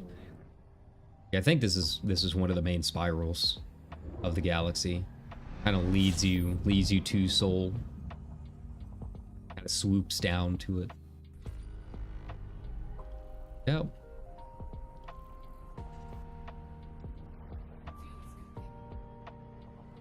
Like around the Bubble Nebula, trying to get over there. Like, it was kind of a pain going off path for it, because there was just so much stuff that it was already along my route that I almost didn't want to make the side path. But, you know, I'm glad I did. I'm very happy that I actually got down to the Rift and explored that area. Had some fun doing it. Yeah, once we get into the Elysian Sea, I'll probably spend some time over there before actually going back to the bubble. You know, I wouldn't mind scanning some of the stuff in the area. Maybe go a little bit higher than the plane than I did last time. See if I can find some more undiscovered. I'm just, after the Formidine Rift, I really just want to try and find some cool looking stuff. I feel like Reddit and the places that I've been posting my screenshots really like them. People have been wondering how I've been getting them and that kind of thing. You know, if only people liked my real life photography as much as they liked my screenshot photography, then I might not be broke. But here we are, right? But yeah, you know, I'm mostly playing this as a screenshot simulator, and I just really have not. I didn't really find a whole lot out there in the Rift. Nothing really screenshot worthy. So, you know, I'd like to try and get something interesting to look at before heading back home. You know, I'm a little bit west of the main Colonia route as far as I know, so it really shouldn't be too bad. The only people that would really be heading out this direction are people that are heading out to the Void. So hopefully there will be a fair amount that's still undiscovered in the Elysian Sea. I just need to make sure that I'm going up north a little bit more than I'm at now before I really start, because I really would not like to run into any Thargoids while I'm out here. I don't think there's that many sectors in the sea that have them, but I think there are a couple, if I remember right. I feel like most of them would be close to the bubble, but you never know. What I get for not really knowing a whole lot about what's going on in the game, power play wise.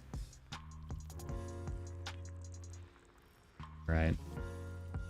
Good enough.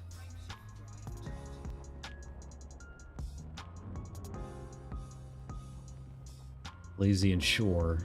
Not sea, shore. That's my bad. Oh, I need some water. Well, my headache's doing a little bit better, so that's nice.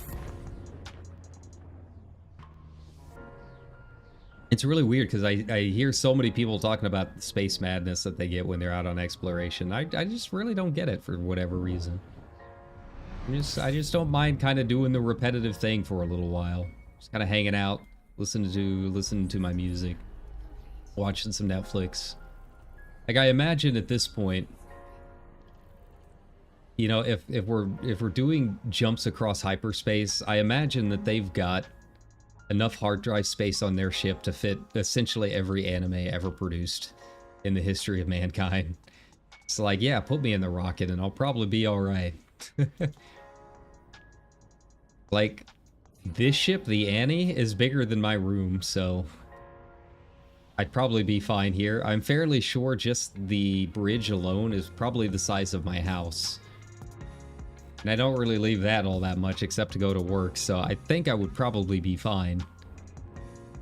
Yeah, I don't really get the space madness. I'm out here to have a good time, get some good screenshots, and just kind of vibe.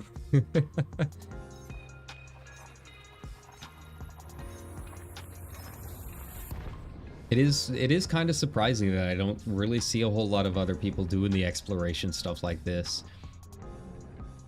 It just generally seems like a lot of it is like the big touristy destinations, going out to Colonia, going to Beagle Point, that kind of thing. It's honestly, I've only seen a couple of other people posting, talking about like, hey, like I just spent like 3 months scanning all of these sectors in the middle of nowhere. Right, like I don't see that all that much. I did see there was a really cool post today from a dude that just got back from a trip to Beagle Point with a beluga liner. That seems like it'd be kind of cool. Like that was a very cool idea. It was in memory of you know, the players that are no longer with us, the commanders. So yeah, that was kind of a cool little trip posted on Reddit. Yeah, you don't see too much of that. A lot of it's just either like expeditions, and usually then they're just kind of exploring specific sectors. They're not really just kind of cruising around randomly trying to scan everything they can. They're very targeted at certain areas of the map. And then, yeah, and that's really about it. But like, I'm out here, I want to find another collection of wonders. I want to find something that's cool like that.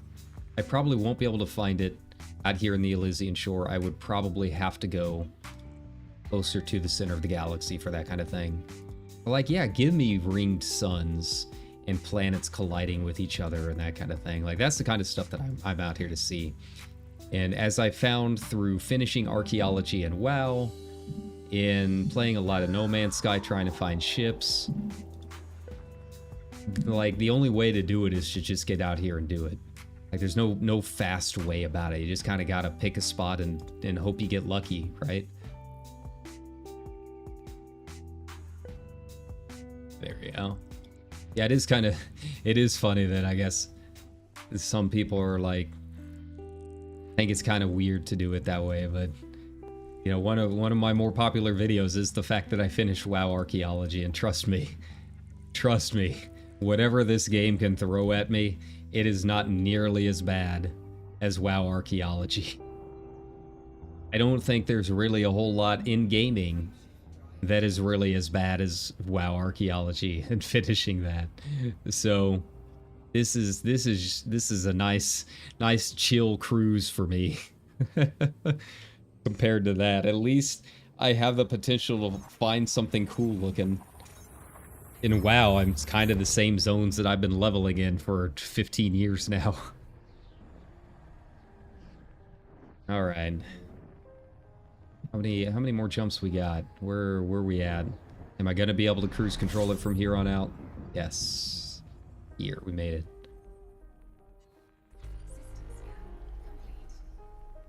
Anything interesting? No. You know, even just a little trip we've had so far. I've had a couple new additions to my codex at least. So that's kind of nice. There we go. I might stop at the Heart Soul Nebula just to turn it in, right? Just a storm cut me out. Okay. Yeah, we'll see how this goes. I saw that YouTube's kind of acting up on me. It could be the storm, so if I do drop, I apologize. In which case, you know, thanks for watching the stream. I hope you had a fun time. Yay. Let's see. I actually want to head up here to the Bubble Nebula rather than the Heart and Soul Nebula. Let's see if it will auto path me from here. Because if it can auto path me to here, then I know I will at least get close enough to civilization that it's not going to be an issue. Okay, there we go. There. Oh, so fast. Need to zoom in more. There we go. Which one was it? I want to say it was this one. It had all of the ports and stuff in it. Let's take a look. Yeah, there's one system in here that has a bunch of ports that are really not hard to get to. Either that one or maybe this one.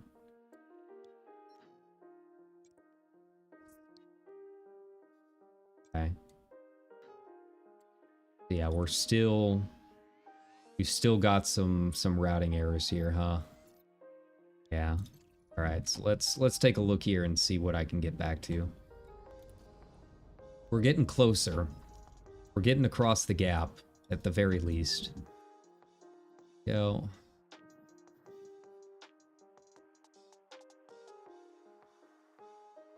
Can I reach any of these? I think they're going to be too far out. Ooh, that one's like right on the border. Go down. Here we go. Yeah, so we've got our bridge here. Boom. And this is gonna be spicy.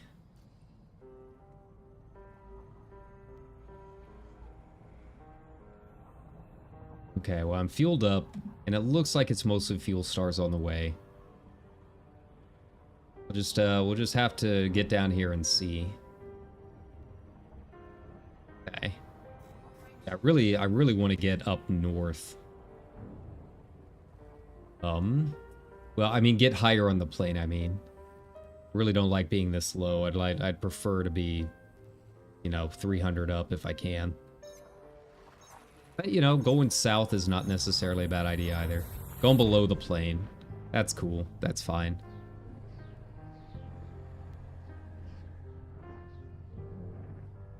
Like right now I'm negative 83, I think. So I mean that's in a decent range to at least get out of the brown dwarf fields. Like that's really what I'm worried about more than anything is avoiding those. Okay. If anything's here.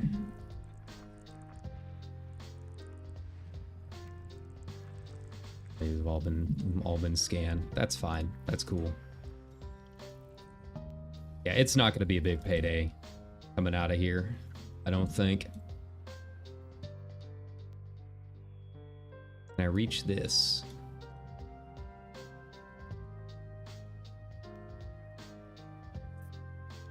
Wow. Saying no. Hmm. Interesting. Interesting. Where am I at here? But can I not get down here? Is that not going to be enough to cross the gap? Let's see. Yeah, nothing further north, that's for sure. Anything further south, maybe? Man. Let's see if it can get me at least back over here. Yeah. Let's see if it can plot me over here.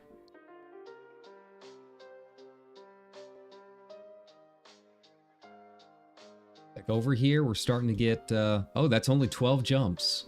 Only 12 jumps, and then, yeah, we'll basically be back in civilization at this point. Yeah, look at that. Now we're getting a lot of stars. Okay. Let's head in here. Let's ignore the nebula for now. Let's see if it can plot me over here.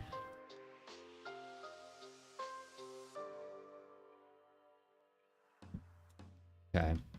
It's having some issues. There must be another part of the gap that's having some problems. Let's see if I can at least get in here.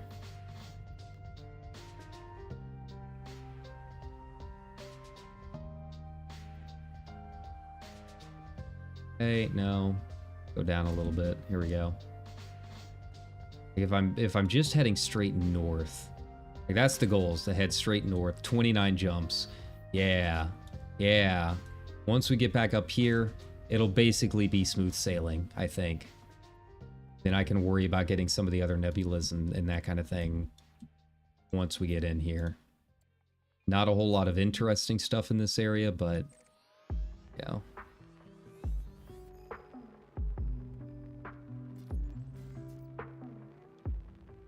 Sometimes it tries it a couple tries here. Okay. But it's at least getting me like close-ish. We get up here to the high bay or whatever. We'll give it a shot. I don't know if we'll do all of this on stream, but you know. I can at least get it into the Elysian Shore a decent way that I know I'll be able to get back home. That'll be fine. Like, I might make my way out west to the DSSA carrier that's out there. Give that a shot. You know, take my time going back home.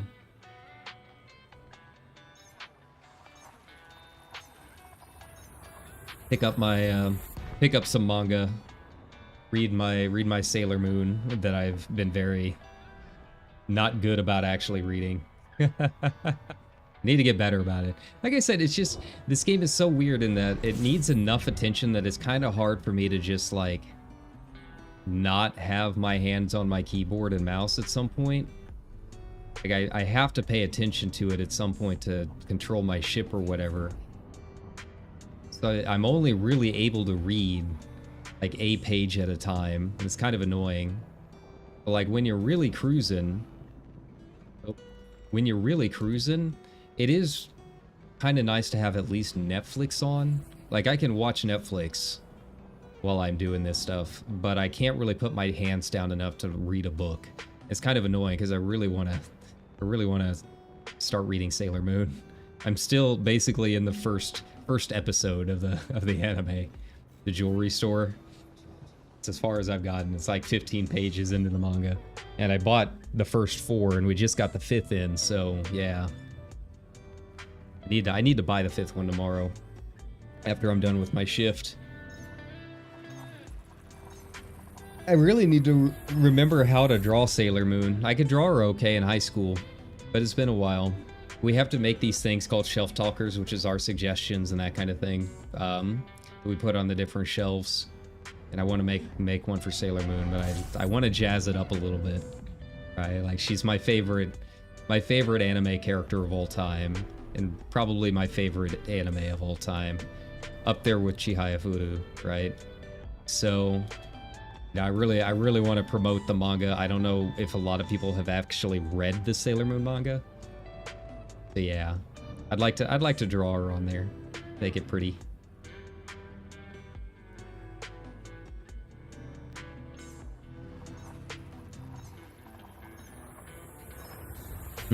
It's so odd. I don't know why it wasn't able to chart that course. I'm just very curious because by the end of this route, we should be good. Like, there were plenty of stars to get around. Okay.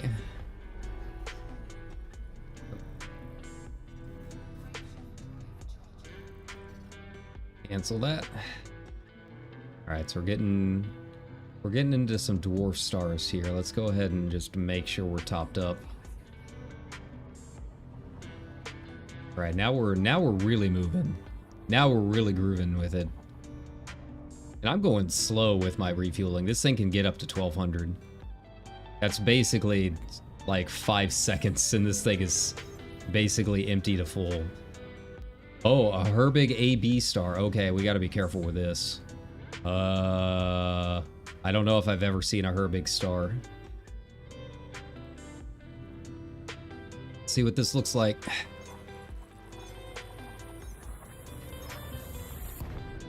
What is a Herbig star anyways? I don't really know.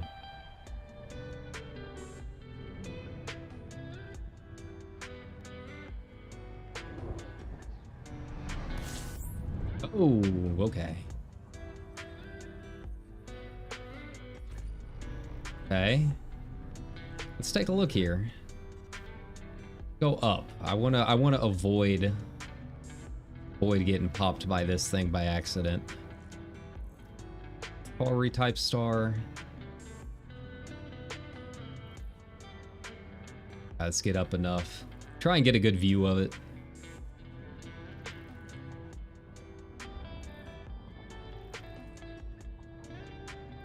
And, you know, avoid getting popped as we do the jump here in a second.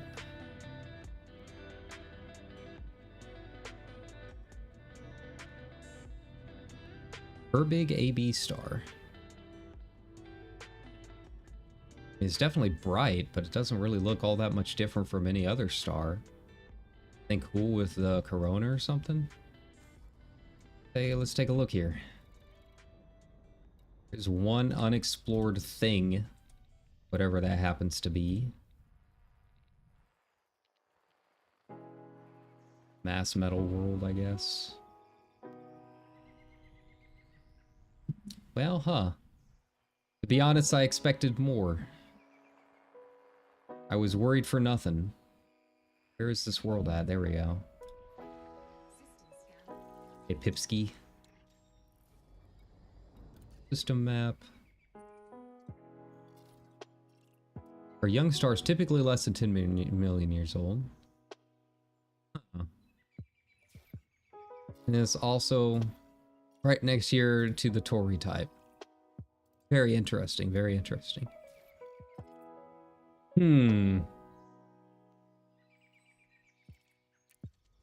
But this is like a baby star. Yeah, I definitely expected like more swirls or something. I don't know. You see a name like Herbig AB, and you're like, oh man, this is gonna be wild. And then it's just like kind of a bright but tiny star. But you know, it's added to the collection. We found something cool, I guess. It's something new, something I've never seen before.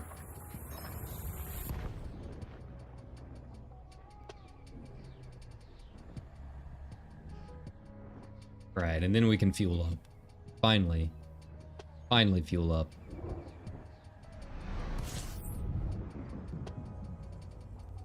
There's only one jump. I guess that really wasn't. I wasn't exactly in a gas desert there.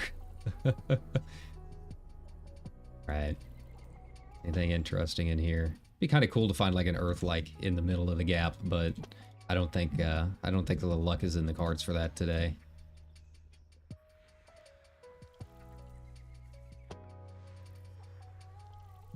Yeah. I'm basically just getting, you know, a few thousand credits where I can. We're not going to be turning it in for a while, but it's something. It's not like a complete loss while I'm trying to travel through here, you know. I'll slow down over the star. Let's see if I can push this thing up to 1200 and show you how fast this thing goes. Yeah, look at that. I think not gonna have to worry about fuel with this thing, and my heat dispersion is pretty nice. The only time I've really accidentally started overheating is if I accidentally pressed the jump button while I was still too close, which does happen. I do a lot of things by accident. It's just the way of the streamer, right? A lot of A stars though. Kind of nice. Kind of. They're a little more interesting to look at than just bog standard yellow stars. It's just, man, I'd like to find one that's got rings or something, you know? I'd like to find something a little different. Give me something to get a screenshot with, if nothing else.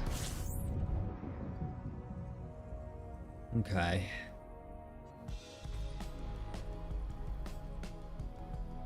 Ain't cool out here? No.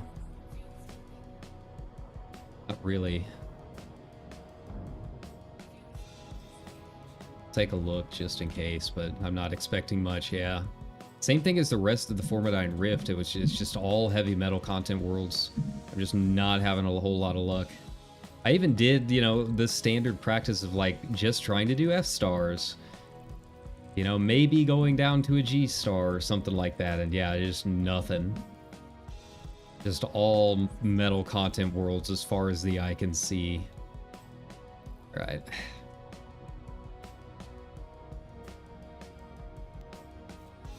Here we go. How many more jumps we got? 23. Man, I thought, wasn't it 24 jumps to start? Did we really only make one jump in all that time? Seems a little odd. Maybe it's 28. I forgot.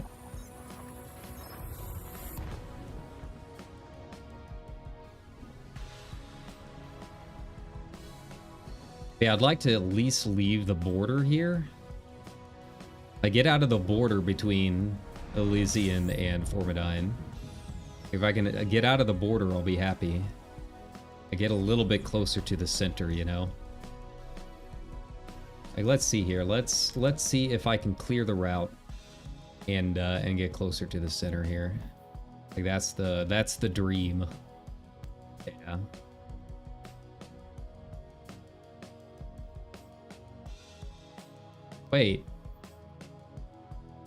Wait, it says it's on the route. Really? Oh, okay then. So wait, I don't know how that worked. How was I able to do like a double route? How was I able to add to my route? Like that's one thing that I've never really figured out if that's an option, is to like add points to an existing route to like extend it or something, or like do partial routes. It didn't seem like it did, but I guess it actually did find a way for me to get in there. Nice. Nice. Now we're moving. Once I get up there, I'll be in a good position, just kind of roam for a little bit, huh? Now I'm worried about whether or not I'll find anything interesting, because it is kind of close to a nebula there, but the nebulas are always big exploration points. Like a lot of people head to the nebulas and then just kind of branch out from there and explore the areas around it. I would like to get away from some of that and get to some more of the uncharted areas. But yeah, at least now I know I can make it.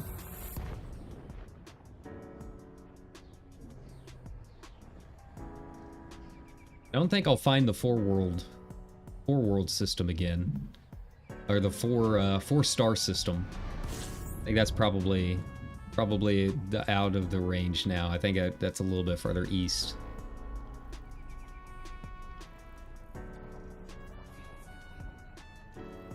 Yeah, a lot of this was scanned just in trying to find the Zurara, I think. A lot of the main systems here were kind of along the path. Because people didn't know where it was, they just knew it was like in the Formidine Rift or on the direction towards it. They were just kind of scanning everything along the route, right? Once we get up there a little bit more, I think we'll be in more undiscovered country. I was mostly doing undiscovered stuff on my trip out here until I got to the Bubble Nebula, so I'm pretty confident. Alright, well most of this has been scanned. I'm not going to worry too much about it. Yeah.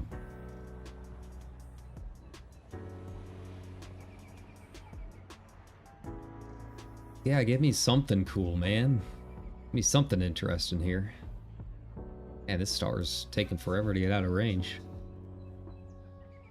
Even if it's a discovered Earth-like, I'd at least like to see an Earth-like. It's been like a week since I've seen my last one.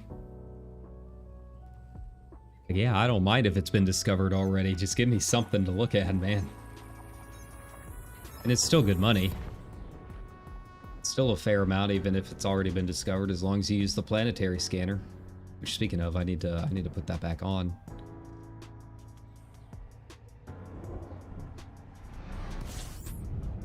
There we go.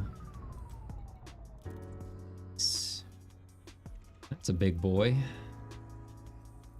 The giant was kind of cool to look at. You know, I found that I think it was a G-class orange giant. It was cool.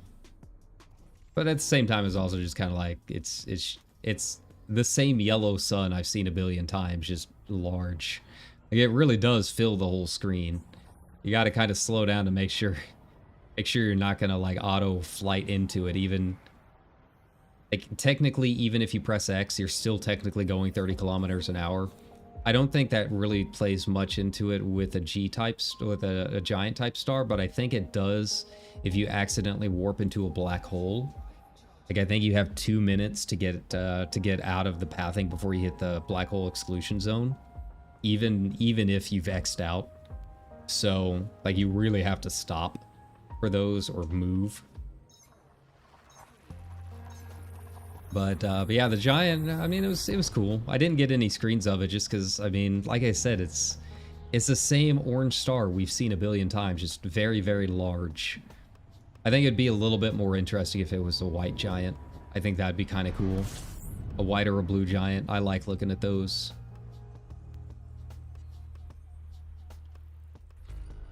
Okay, 5 bodies. What you got here? Yeah, more icy bodies. Okay, well, we'll scan it just in case. Yeah, Pipsky was kind of making the same path down, it looks like. That's fine. We're fellow travelers out here.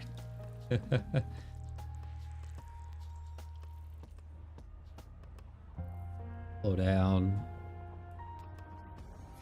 Usually just to refuel. It's very rare that I actually stop to refuel. Most of the time, just slowing down like this is enough with a 7A fuel scoop to at least give me another jump.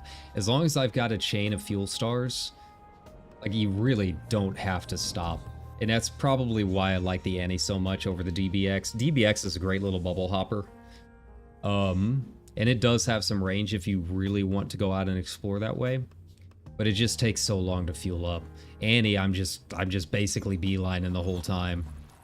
And I really only have to stop to scan. Now, the DBX is fine if you are doing a lot of FSS scanning. Like, I could do this trip in the DBX and probably be okay. Like, I've parked over enough stars and done enough FSS scanning that I would be able to refuel in that time. There we go. All right, I mean, I feel like we're slowly getting back into enough civilization here. I should probably keep an eye out for anything interesting.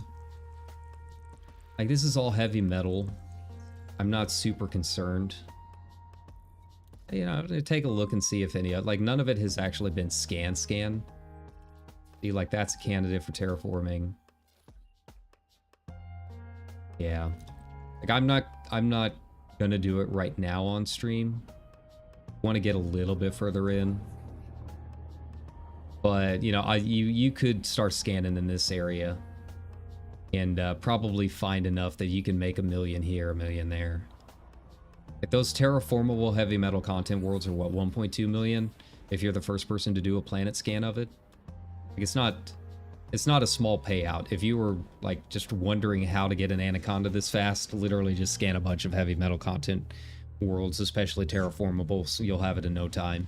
You go 2K out from the bubble, you spend some time out there doing some scans, you're gonna have money.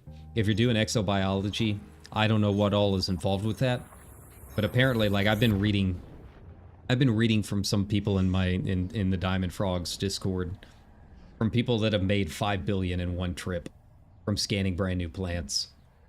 I don't know what's involved with that, but like, money is not really an issue in this game. And to be honest, the FSD engineering is not really an issue either.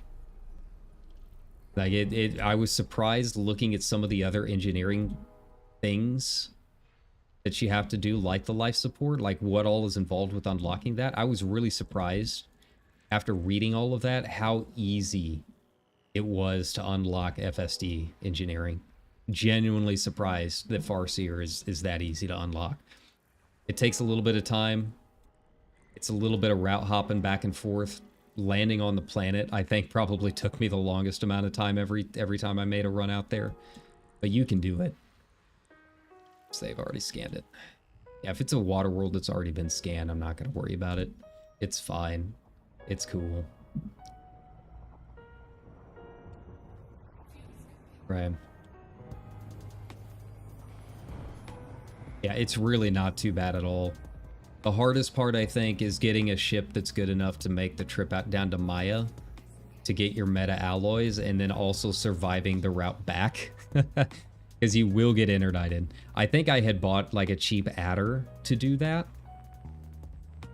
And by then I was comfortable enough flying that I was able to hit the escape vector whenever I got interdicted. Because yeah, if you are carrying cargo, even in solo play, you'll probably have an NPC pirate pop up at you at some point or another, trying to bring that meta alloy back. But yeah, once you kind of know how outfitting works and how to increase your jump rage, it really wasn't too bad at all. Here we go. Money is like a non-issue in this game if you're doing the exploration stuff. I'm sure if you're doing a lot of combat, I've heard there's like some really high value targets you can get. And I guess some of the event stuff going on. Like, I guess there's timed events that happen on certain areas that you can make a fair amount doing that. But it is a little bit harder. Like, you actually have to know how combat works and have a ship that's probably good enough to do it and that kind of thing. A little trickier.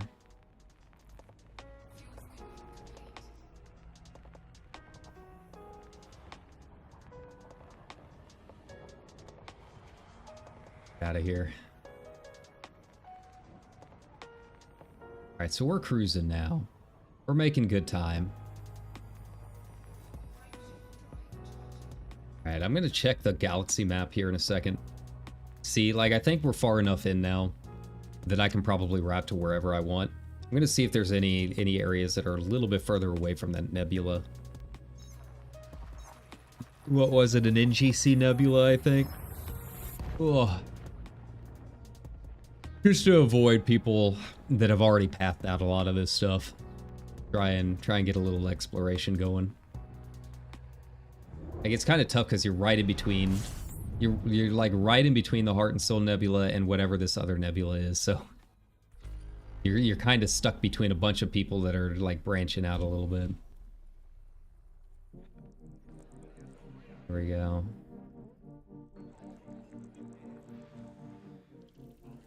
All of this stuff. I feel like going out east into like closer to Hawking's Gap. I feel like I had a lot more luck finding undiscovered things out in that area than I have over here, and I think a lot of it is because this direction out west is a lot closer to the Colonia Trail. A little disappointing, but you know, what can you do? Yeah, see, it's kind of close. It is an NGC nebula, isn't it? 7538, yeah. Yeah, you're like in between that and the bubble, the bubble nebula. So you're kind of screwed both ways, I guess. And then that up there is the DSSA carrier, so that's eventually where I'm going to be making my way. Let's see if I can swing over here a little bit to the west. Yeah, I'm gonna go up just a little bit. The stars will be a little bit sparser, but that's fine. As long as we got some interesting stars out here, I'm cool with it. Yeah, there we go. I think we'll be in a good position there. We're not gonna make that whole trip this time, I don't think. I'll probably end the stream here in maybe another 15 minutes or so. Try and I'll take it in, take some more medicine. Maybe attempt to get another nap in or something, but yeah. I just wanted to kind of hop in here and stream for a little bit today. And just kind of take my mind off the headache, which it has helped a little bit, so thank you. Thank you for giving me the time of day and putting up with me while I'm not feeling all that great. I really wanted to utilize the pee, but I just really don't think I could concentrate enough to do that today. So, yeah, more Elite Dangerous. I'm cool with it. That's what we do on this channel. I just kind of play whatever sounds good at the time. But, once Tuesday runs around, we'll be back with some more FF14 too. So if you guys, followed me because you like the FF14 content, don't worry. We've got more of that coming out next week. I know everyone else is going to be playing it at the same time. I think I work on Tuesday anyways, so it'll probably be like a day or two after everyone else has already done all the content. Maybe that'll be kind of nice. You guys kind of know what to expect, and I can just kind of chill and, experience it in my own way without being spoiled and all that. So, yeah, it'll be a little different, but, we'll be back into FF14 in a little bit. It's got the 24-hour maintenance to begin with, so, I don't think I'll be missing all that much. I think I'm working Monday and Tuesday. I'll have to look again. But, we're back onto the working 3 days retail and having 4 days off schedule. So we have a little bit more flexibility in terms of what I'll be able to do, which I'm excited about, So, yeah. All right. On down. There. Once I start getting into some undiscovered systems, I'll probably slow down and maybe reroute and just kind of start waffling around a little bit, kind of seeing what's out there.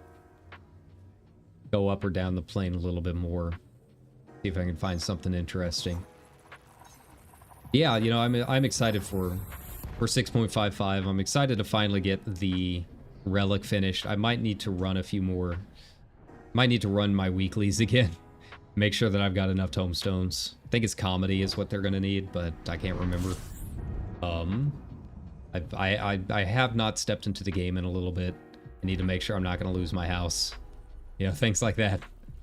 But I am excited to get back into the game. It's a game that I have been playing, on my own time. It just hasn't really been a whole lot of stream content for it because it's kind of, and I guess you can watch me RP, but I don't think YouTube would like that all that much.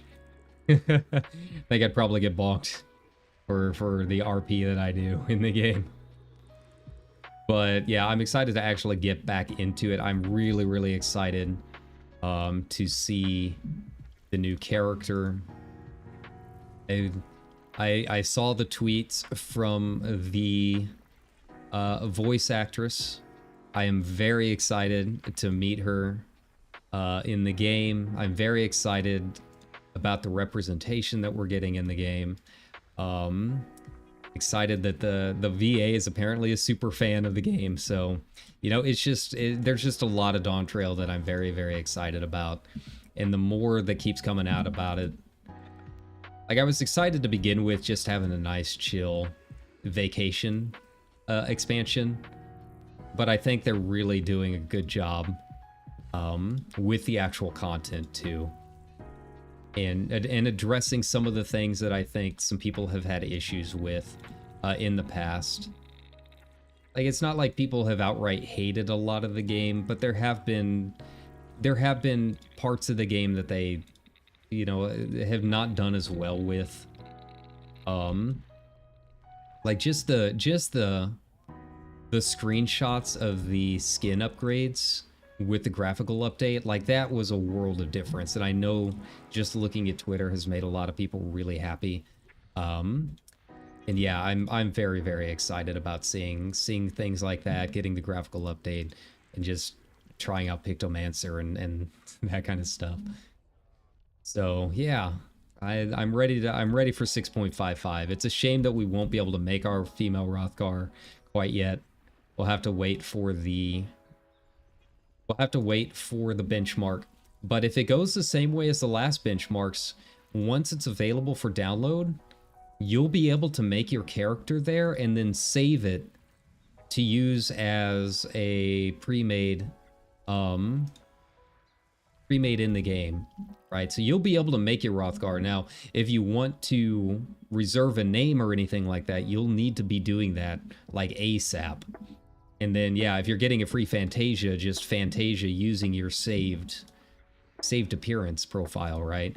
Yeah, with the benchmark, you will be able to make your appearance and save it for use in the game when it's time to go. But yeah, go ahead and make your character names and all of that you want now, and just use your free Fantasia to actually change into your Femroth later on. I'll probably make one. I want to see what the options are like first. I'm sure we're going to have a live letter that's going to address a lot of that stuff and go into the character creation in a little bit more detail. I'm really mostly curious if we're going to get new appearance options in the character creator, because I need to know if I'm going to change up Kyra's look a little bit. I like how she looks now, but you know, with the facial changes and horn changes and all of that, I don't know if we'll be able to mix and match and that kind of thing. Right now, a lot of people have complained that horn style is tied to face style. It'd be nice if they can detach that. And that might change up a little bit in terms of what I want Kyra to look like. But overall, I'm very happy with her. But, you know, if there's a few new nose options and the eyes look a little bit different, you know, I might do some minor changes with my free Fantasia. We just have to wait and see. Oh yeah, this has definitely been scanned. I can almost guarantee it, but we're gonna try nonetheless. Okay. Is there another one down here? No. Oh. They've been discovered, but did they do a planetary scan on it, I wonder? That's the curious part.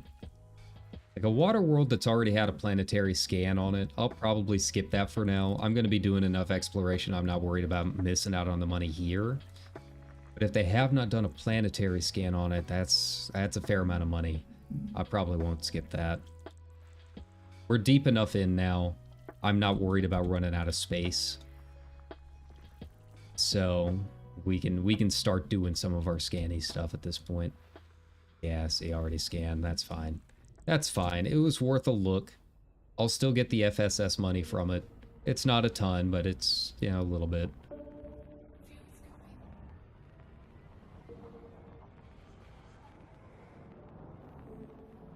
Right. How many jumps out are we? 35?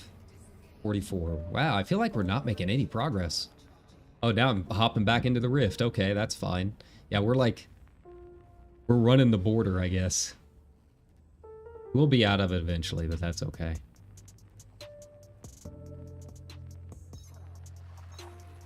I'm more curious about the star density, if I can start kind of waffling about on my own. I feel like this main corridor between the two is just too many people went down here trying to do the lore stuff that it's going to be very, very hard to find something that hasn't been scanned. Once I get a little bit further north into the sea, I think it'll be a little bit easier, and especially if I go over to the DSSA carrier over there and head out in that direction. Yeah, that's gonna be uncharted territory. That's gonna be the undiscovered country, which I've never seen, by the way. I actually have not seen any of the Star Trek movies, despite the fact that I spent a lot of time watching the show for the first time during the shutdowns and all of that. So if they ever go up on Netflix, I might add that to the old list.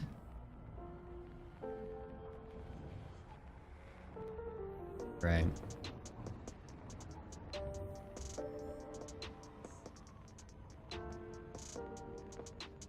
But yeah, while we're cruising out here, let me take a look at the galaxy map and see what it's looking like right now. Yeah, so I mean, it's dense, but it's not like dense. It's not what it's gonna look like once we get up here, right? Like this is dense. Denser, I should say, right? Here, this is what the galaxy is mostly going to look like. A lot of options. Yeah, we're still kind of in a little bit of a sparser area. And especially like G and A class stars, people really hit those up trying to find the Earth likes. So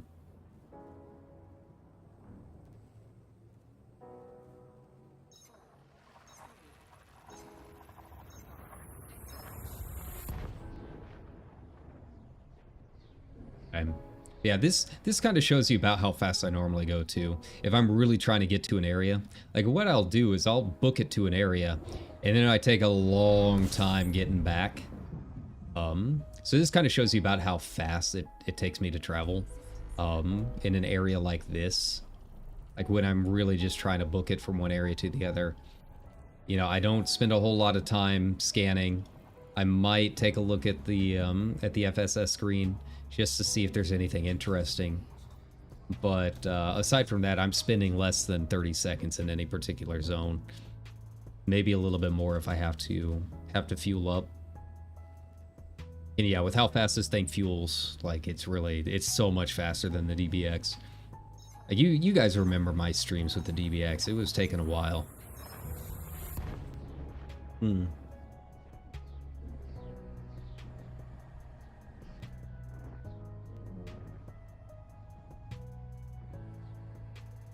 All right.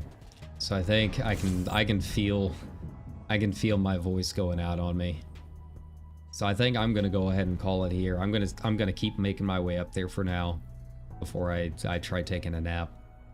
But yeah, I don't think my voice is gonna hold up any longer, especially if I want to try working a little bit later on today.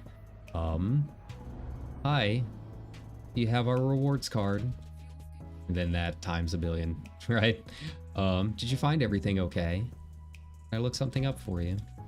But yeah, thanks a ton for hanging out with me while I'm a little under the weather and just kind of vegging out with me. Again, I apologize for not doing Liza P and doing so many Elite Dangerous streams back to back. I try to avoid that as much as possible.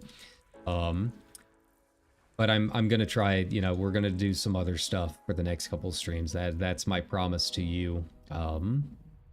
And yeah, I mean, we still got other exciting things along the way. I did notice, just kind of a heads up, that we'll probably put the finals back into the rotation as well. I saw the patch notes. They have fixed the aim assist, or at least nerfed it heavily. So I think I'm excited to get back into that and do some FPS stuff. We might do that a little bit later on next week, but right now my top priority is finishing up Liza P and getting a little bit more progress done in FF8 before we do more casual streams like this. But yeah, thanks a ton. I know it's late, but yeah, I just really needed something chill today, and I wanted to see you guys while I'm not feeling too hot and just kind of hang out. So thanks a ton, everybody. Again, my name's Wes. You can probably find me on Reddit under Wes or in the Elite Dangerous Reddit right now, but go check out my screens and like and subscribe. Follow me on Twitter, on Blue Sky, all of the usual stuff. And yeah, I will try keeping you guys updated with how the new model is going to go. I'm excited to get it started. The artist seemed really happy and excited to get it started too. So things are moving along. That being said, take care, everybody, and enjoy the start to your weekend. Bye bye.